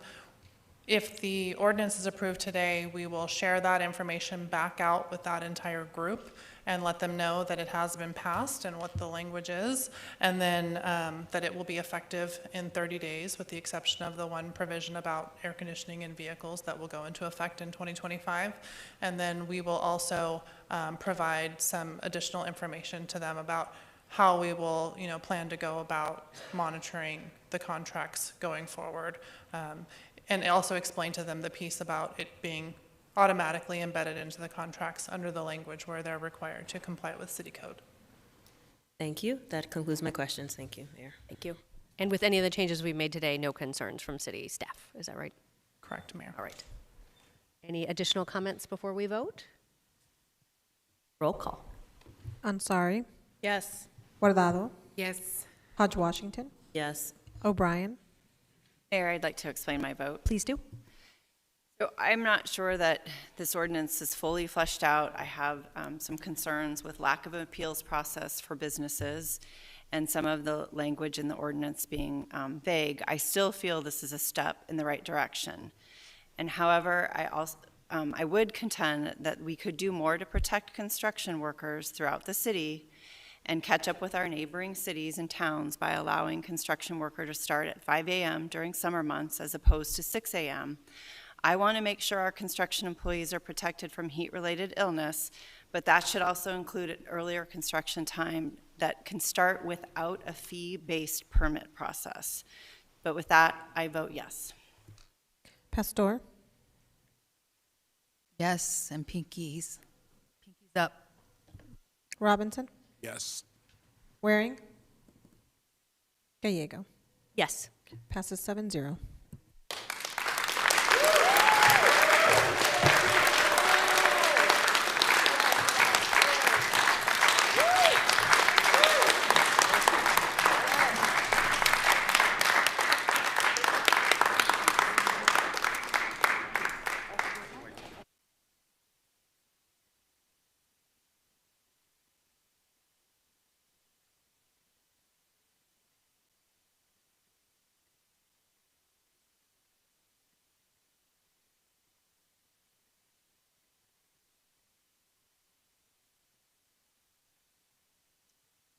We will pause for a moment as some individuals who were here for item 1 depart.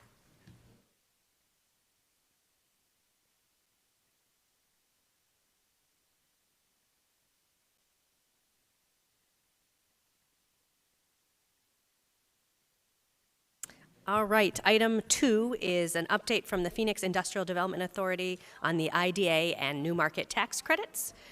We'll turn it over to our Deputy City Manager, Ginger Spencer. Thank you, Mayor. Mayor Gallego and members of the council. Ginger Spencer, Deputy City Manager. I'm here with Juan Salgado, and we're here to give you an update on item 2, which has to deal with the Phoenix IDA. The technical name is the Industrial Development Authority of the City of Phoenix, but it goes by IDA. And in my capacity, I serve as the executive liaison to the Phoenix IDA, as well as the PCDIC. And then the technical name for PCDIC is the Phoenix Community Development and Investment Corporation. Just for individuals who may not be familiar with these two organizations, the Phoenix IDA was established in 2009 as a result of an Arizona state statute. It has 9 board members, which are appointed by the mayor and council, and they oversee private activity bonds. The PCDIC was established in 2002, and this was a result of the federal funds and the program, which is known as the New Market Tax Credits, which were put into place back in 2000, and in the year 2000. And so PCDIC was established by the City of Phoenix. It's a nonprofit 501c3. Again, that went into effect since in 2002. And so with that, I would like to turn the presentation over to the Chief Executive Officer of the Phoenix IDA, Mr. Juan Salgado. And then just one last note, I would like to say that the IDA also administers the PCDIC program on behalf of the city. And so with that, I'll turn over to Mr. Salgado. Thank you. Can you hear me okay? Good afternoon. Deputy City Manager Spencer, thank you for the introduction. Mayor and council members, on behalf of the Phoenix IDA Board of Directors and staff, thank you for inviting us this afternoon. We look forward to hearing your comments and direction. So for today's presentation, I will speak on the following initiatives: key focus areas for the Phoenix IDA, highlight a couple of programs in collaboration with city departments, and the 2024 priority for the Phoenix IDA, which will be housing. So the Phoenix IDA was approved by the Phoenix City Council in July 1981 as a nonprofit corporation, political subdivision of the state of Arizona, under the guidance of the Arizona IDA Act. The mayor and council appoint the 9-member board of directors. The Phoenix IDA currently employs 13 professional administrative staff. The organization is self-sufficient and does not receive taxpayer funds. The mission of the Phoenix IDA is to provide access to funding to benefit underserved communities. Our vision is to be a premier nonprofit community investor known for providing the most innovative, efficient, and highest quality service, improving the lives of all Arizonans.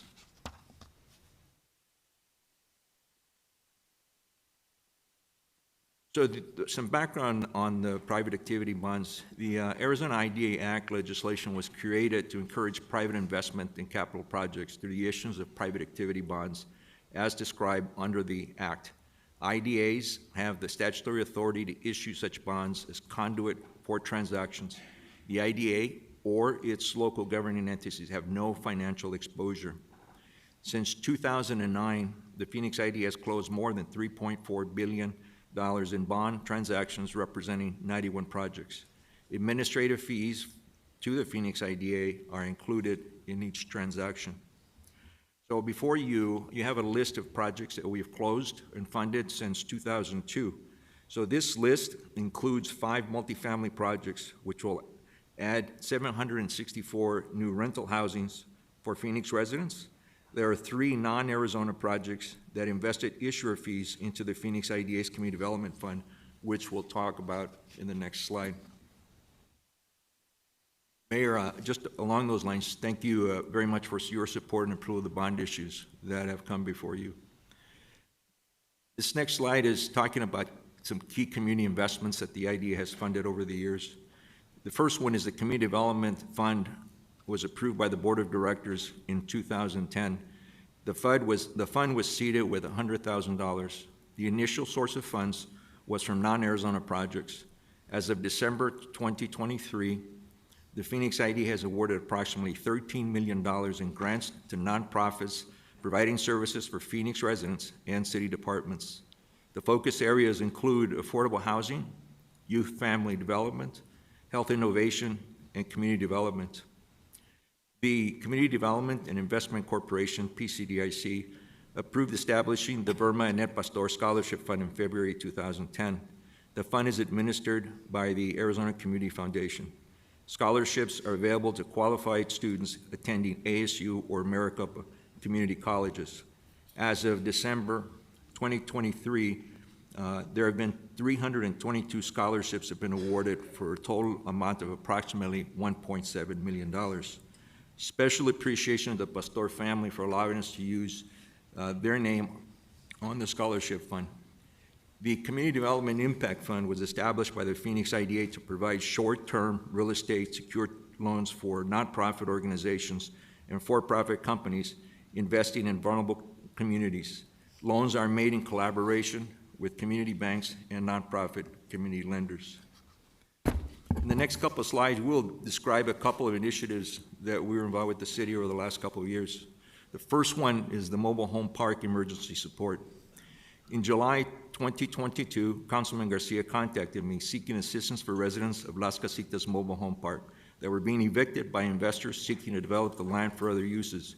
We were invited to attend a meeting with residents that included several nonprofit organizations and the City of Phoenix employees led by Deputy City Manager Gina Montes. Over the next 18 months, the city asked us to assist with Weldon Court and Periwinkle mobile home parks. The Phoenix IDA led negotiations with owners of Las Casitas. We dedicated staff. We engaged the navigation consultants, private counsel, coordinated assistance with state agency. With much gratitude, I would like to publicly thank the city staff, former council member Garcia, and council members Hodge Washington, Councilman Pastor, and Councilman Cuajardo. From July 22nd, when we were first involved, through December of 2023, over 400 residents received services that included housing navigation, case management, rental, utility assistance, and resource referrals. The final results are this: Las Casitas, 43 households, which included 124 individuals. Weldon Court, 65 households, 198 individuals. Periwinkle, 26 households, 71 individuals. Every resident made a safe landing. Through December of this year, we will continue to provide monthly outreach and case management.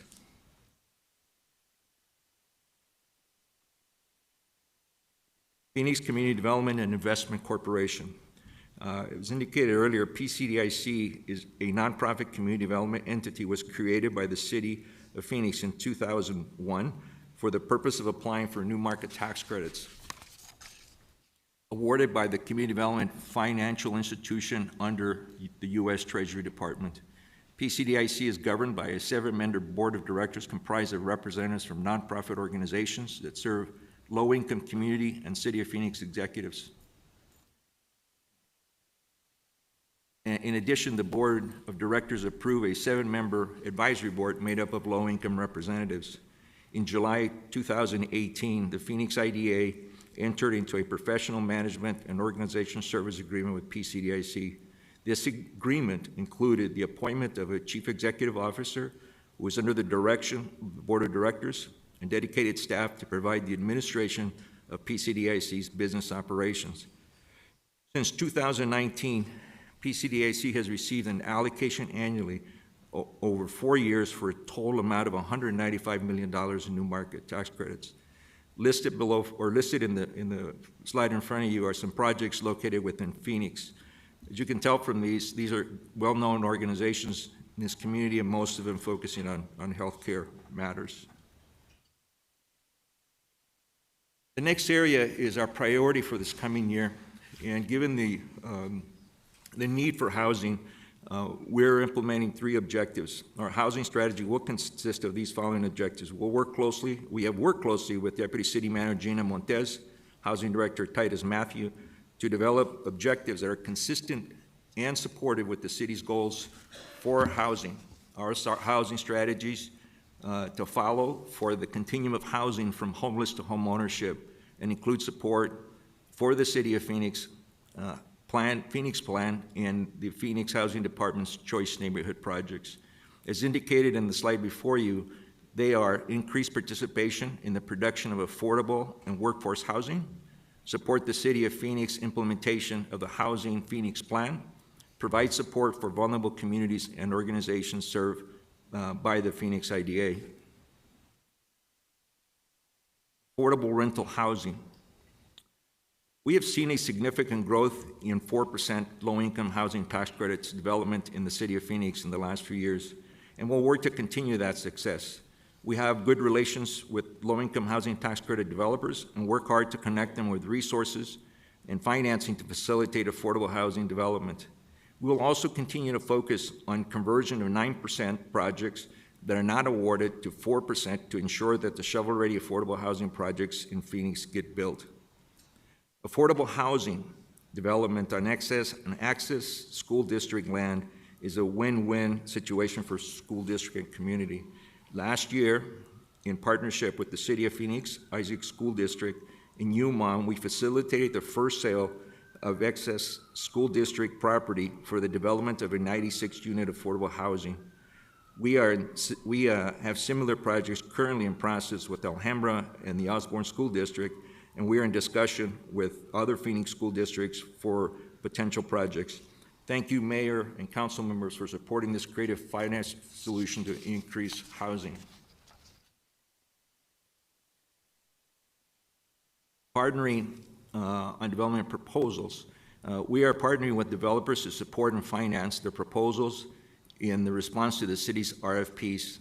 For development of affordable housing in city-owned land, many of these require combinations of affordable workforce and market rate housing. Our support can include advice, strategic planning, feasibility analysis, and land banking in addition to financing. We are currently working on 3 proposals: the 1414 East Jefferson, Central and Columbus, and the Sunny Slope lots. We're also currently working with small local developers to finance the construction of rental housing for low-income households utilizing Section 8 voucher. Now, home ownership.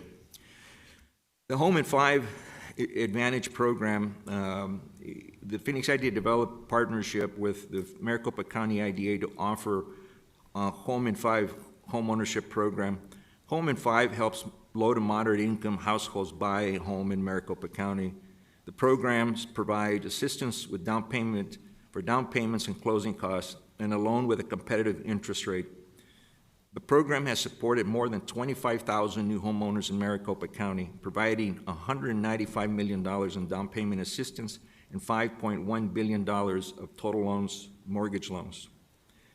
The Home in 5 Platinum program was created in 2023 and utilizes mortgage revenue bonds to provide mortgage loans at below market interest rates, about 1%.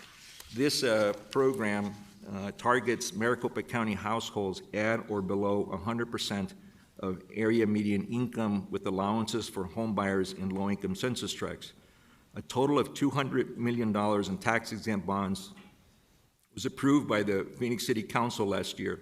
The first $30 million in bonds issued for this program have already been utilized.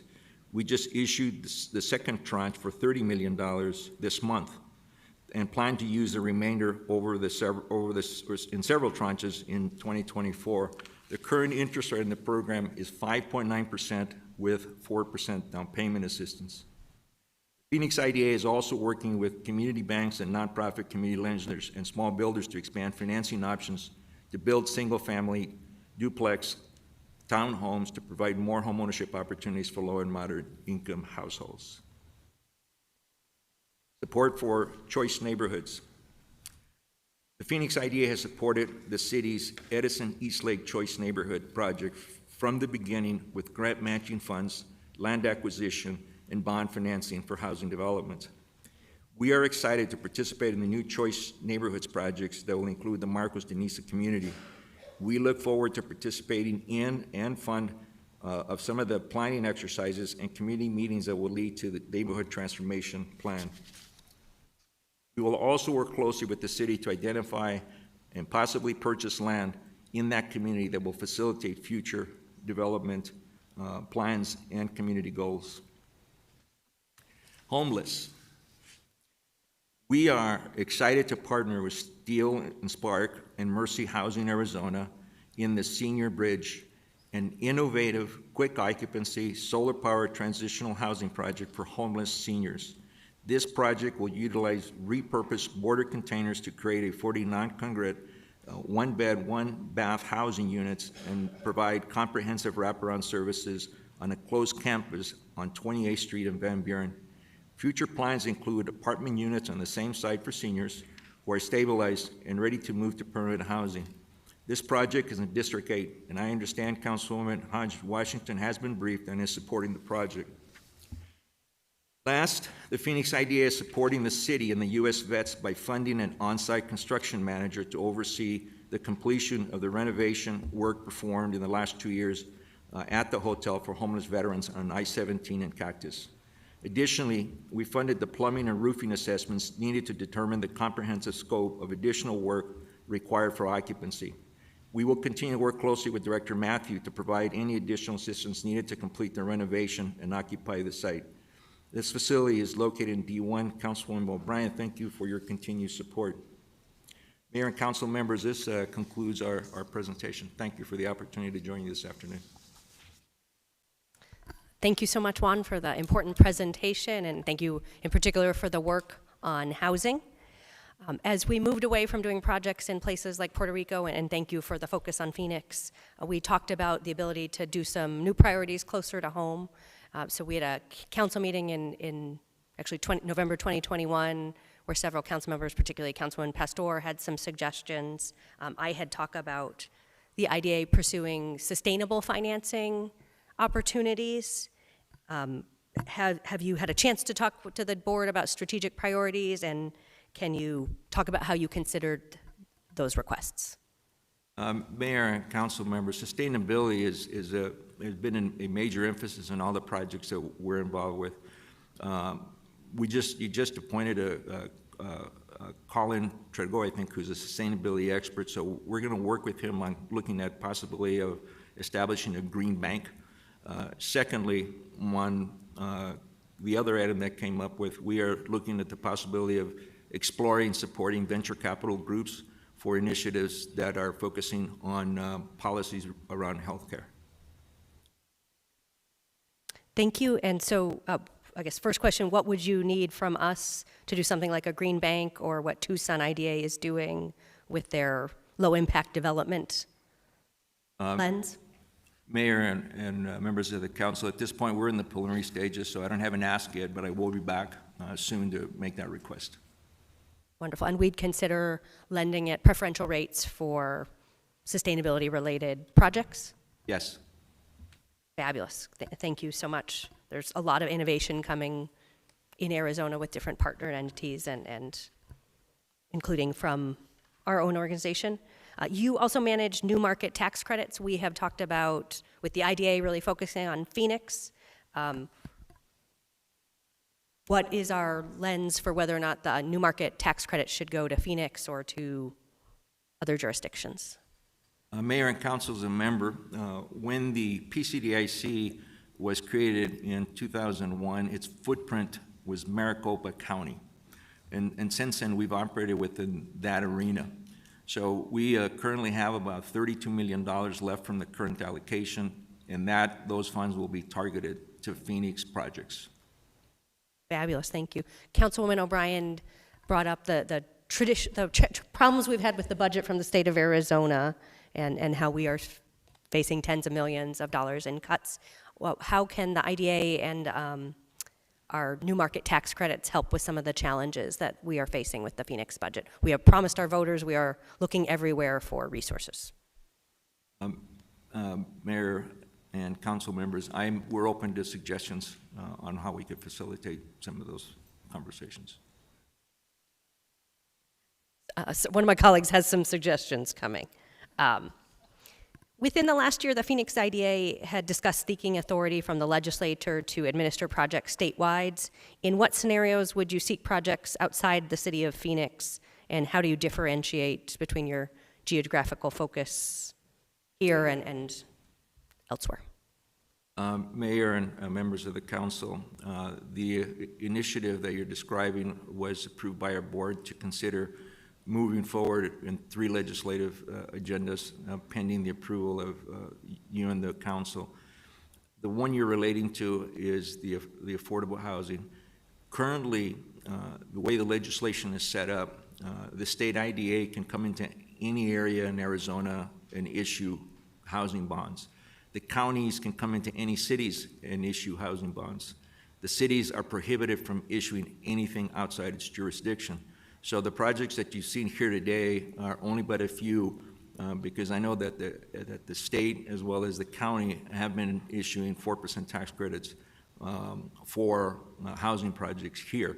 The option that we were considering was either level it to plain ground where we can all issue wherever we need to, or secondly, prohibit issuers not to issue bonds within local jurisdictions within the cities. And Councilman Pastor said it first, but I think my preference is we focus on Phoenix. We had a lot of housing challenges still to solve in Phoenix. We heard some of those implications today. We'll go next to Councilwoman Guardado. Thank you, Mayor. The Phoenix IDA has been steadfast in their commitment to proving access to funding to benefit underserved communities in the city of Phoenix, and we are grateful for all of the hard work that you guys have done. One of the things that I would like to see the IDA working on, I will definitely support in the need of more housing in the city of Phoenix. But one of the other challenges that our families continue to face, I'm sure everyone saw the article the other day about how the airport will now provide a child care facility for workers at the airport. And you know, as a council of a lot of moms, I think everyone here can understand the need for child care facilities, or being able to figure out how is it that we give access to our community to child care. You know, as a mom of 2 young boys, just 3 years ago, I was paying $1,200 a month for child care. So I cannot even imagine what the cost is today. And I know that families are choosing between paying their rent or paying their bills. And now, you know, it's a huge concern, the safety for their children. So I want to be able to see how is it that we can work with you, Juan, to figure out how is it that we can partner with some folks to build some facilities for our communities. I know that there's a lot of folks out there that are starting to build affordable housing, and they're adding childcare to the affordable housing units. So I want to see if there's a way where we can continue to think outside of the box, and being able to figure out, are we able to build some affordable housing together with some childcare services as well for our community, wanting to see if that's a possibility. Mayor, Councilman Guajardo, we are happy to continue conversations regarding those structures. Great, thank you. I know that I understand there is a huge financial strain on our community. There is a financial strain on the city. I think as a city, we've been able to do a lot, and we've been very innovative in terms of how we've been able to help our community in times of needs. But I think with everything that's happening to our budget, I'm just going to echo what the mayor just said, that we're just going to try to rely a lot on you guys and seeing how is it that you guys can continue to be helpful to our community given our budget strains that we're going to be going through in the next couple of years. Thank you. Thank you, Councilwoman. That is a great idea. I think Urban League has worked with us on 2 projects to put childcare in the facility. But gosh, there's so many parents who are just feeling stretched, and now we hear that particularly early childhood can be more expensive than college in Phoenix, Arizona. Exactly. So good thinking. I think Councilwoman Pastor and then Councilwoman Hodge Washington. One, I would like to thank all of IDA for the things that they have done. I know it's been difficult and challenging depending on what roller coaster ride we're on and what we're trying to solve when IDA comes in front of us. So I appreciate that.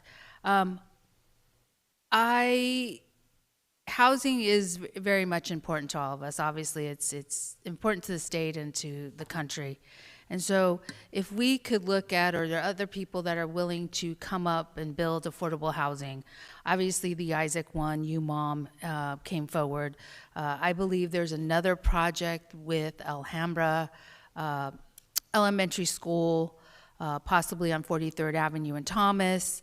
I'm willing to help in getting out into community and working with developers and figuring out how we partner and how to IDA partners in order to build more affordable housing.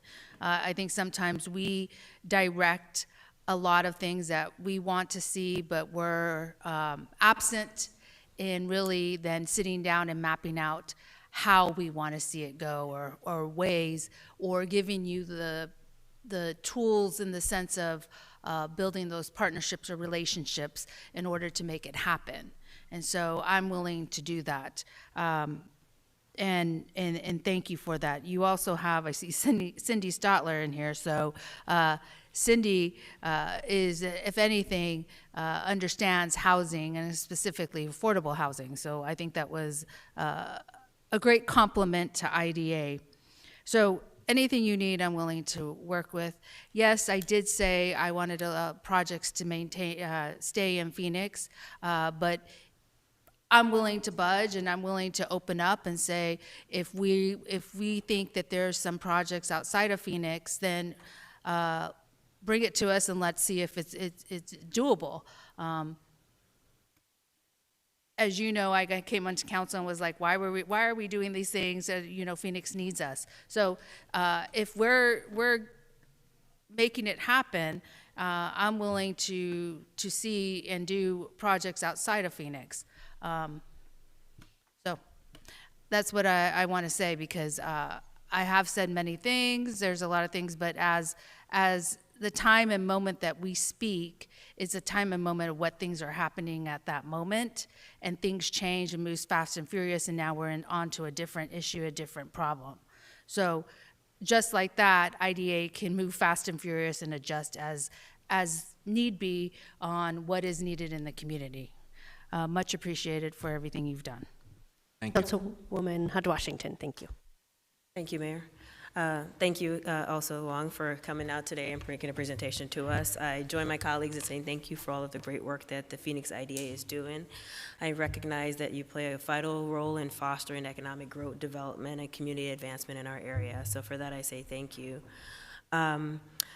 Through your innovative financing solutions, you have helped numerous businesses, organizations, and District 8 has been the beneficiary of many of those efforts, from the private activity bonds to finance in Harmony at the Park 2 and support for the choice neighborhoods such as Marcos Deniza here in D8.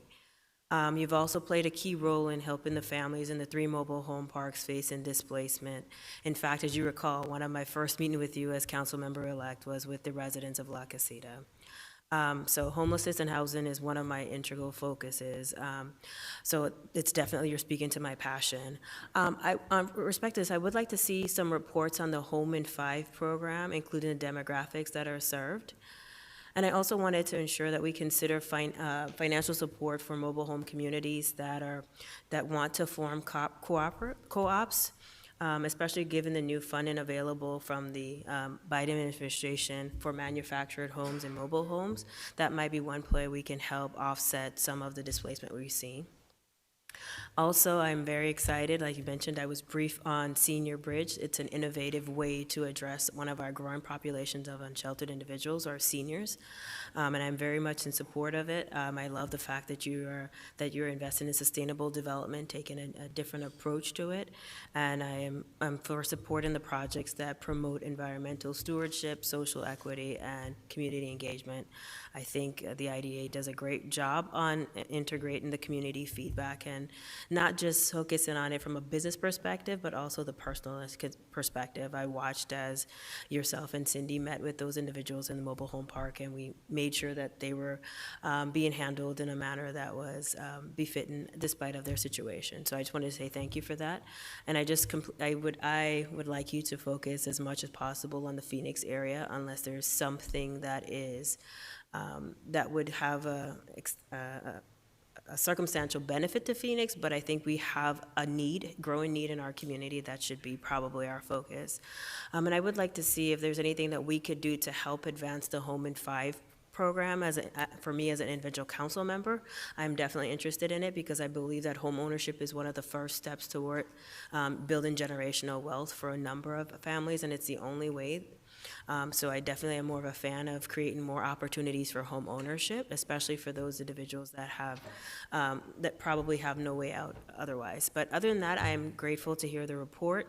I'm excited to hear that $30 million of bonds have already been utilized towards that program, and we still have some more to come out. So I would just say continue the good work. Thank you. Did you want him to speak to advertising Home in 5, or just you guys will talk offline about ideas? If you're ready, you can answer me, or we can speak offline. We can take it offline, because I'll bring you the information that you requested, and then we can discuss strategically how we're proceeding with that. I appreciate that. Thank you so much. Thank you. Councilwoman Ansari.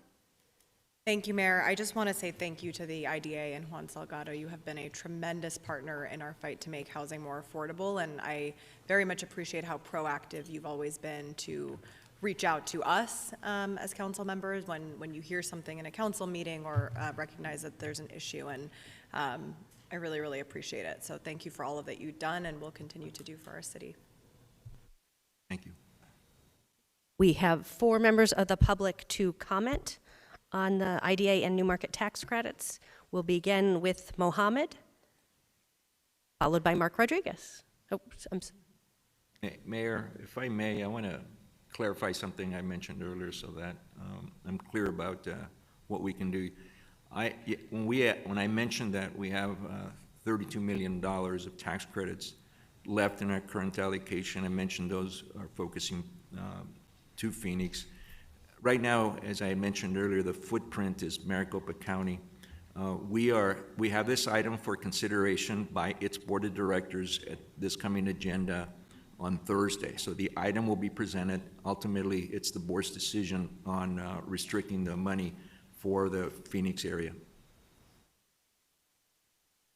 Maybe we could do a sense of the council, but leave the board, many of whom are here. Thank you for your patience. Hello, everyone. Hello, Ms. Mayor, Ms. Ansari, and council members. Thank you for giving me time to speak here. I'm glad to be here.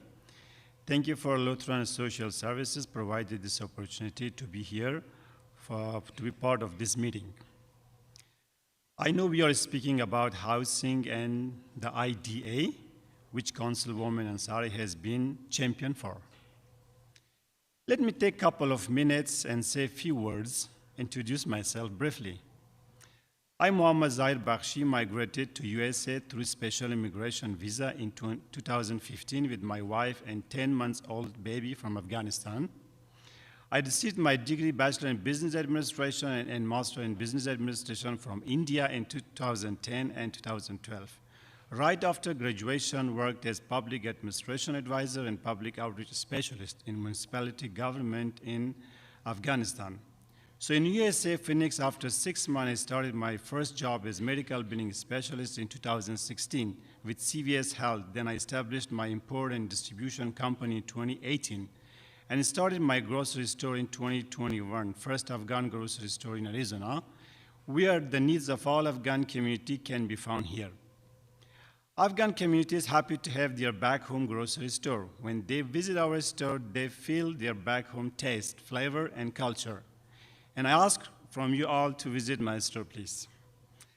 So the reason I'm here to express my gratitude to Councilwoman Ms. Ansari and her team for her dedication, contribution, and services for the communities in Phoenix, specifically refugee communities, and Afghan community by conducting Nowruz celebrations every year in Phoenix, Arizona, and many more.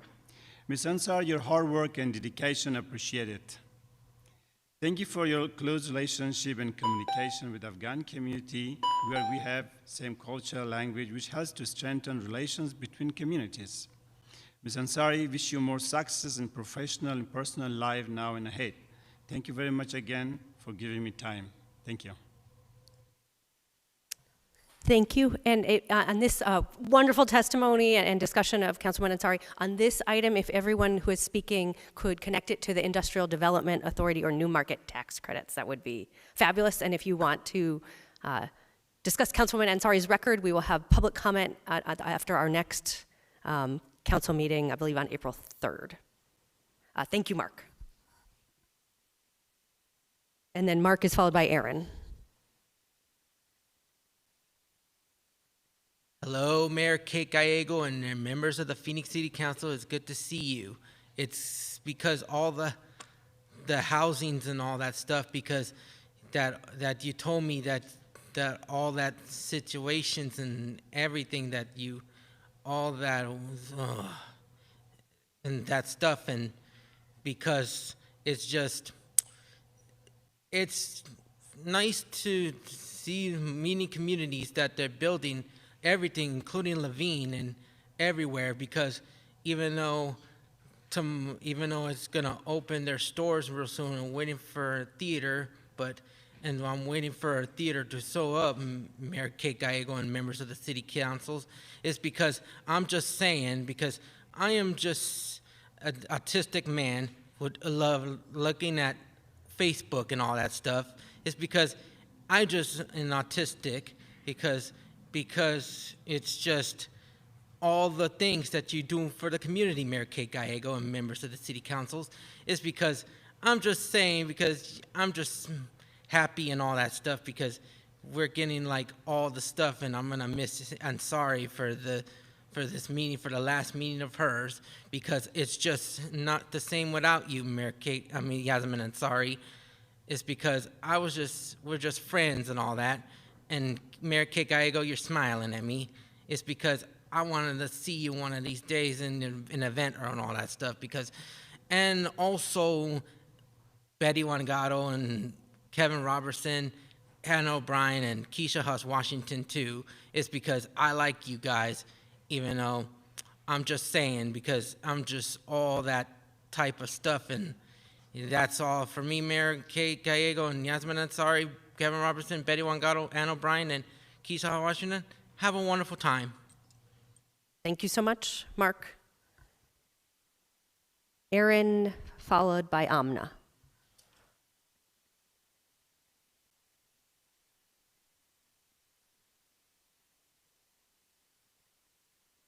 Thank you, City Council, Mayor Gallego, City Leadership. It is an honor to be with you here today.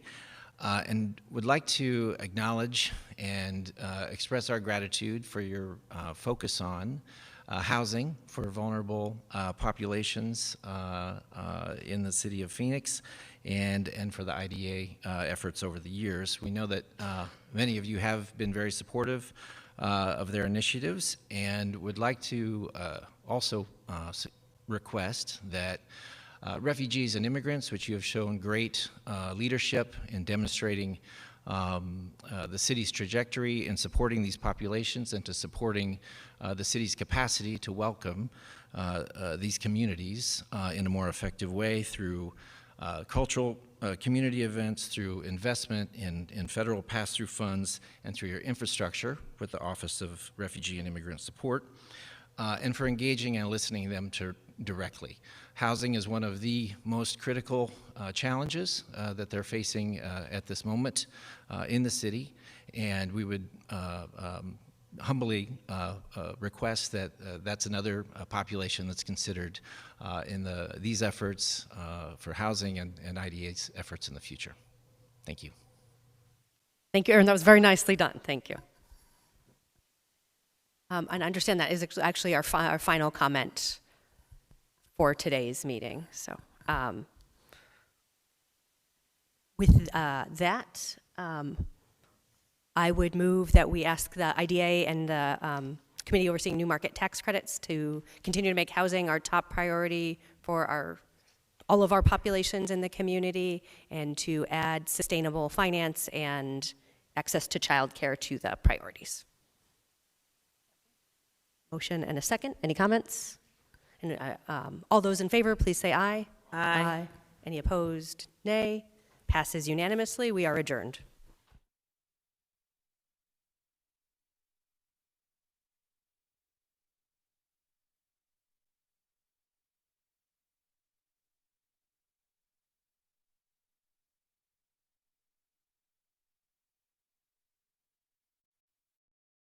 you.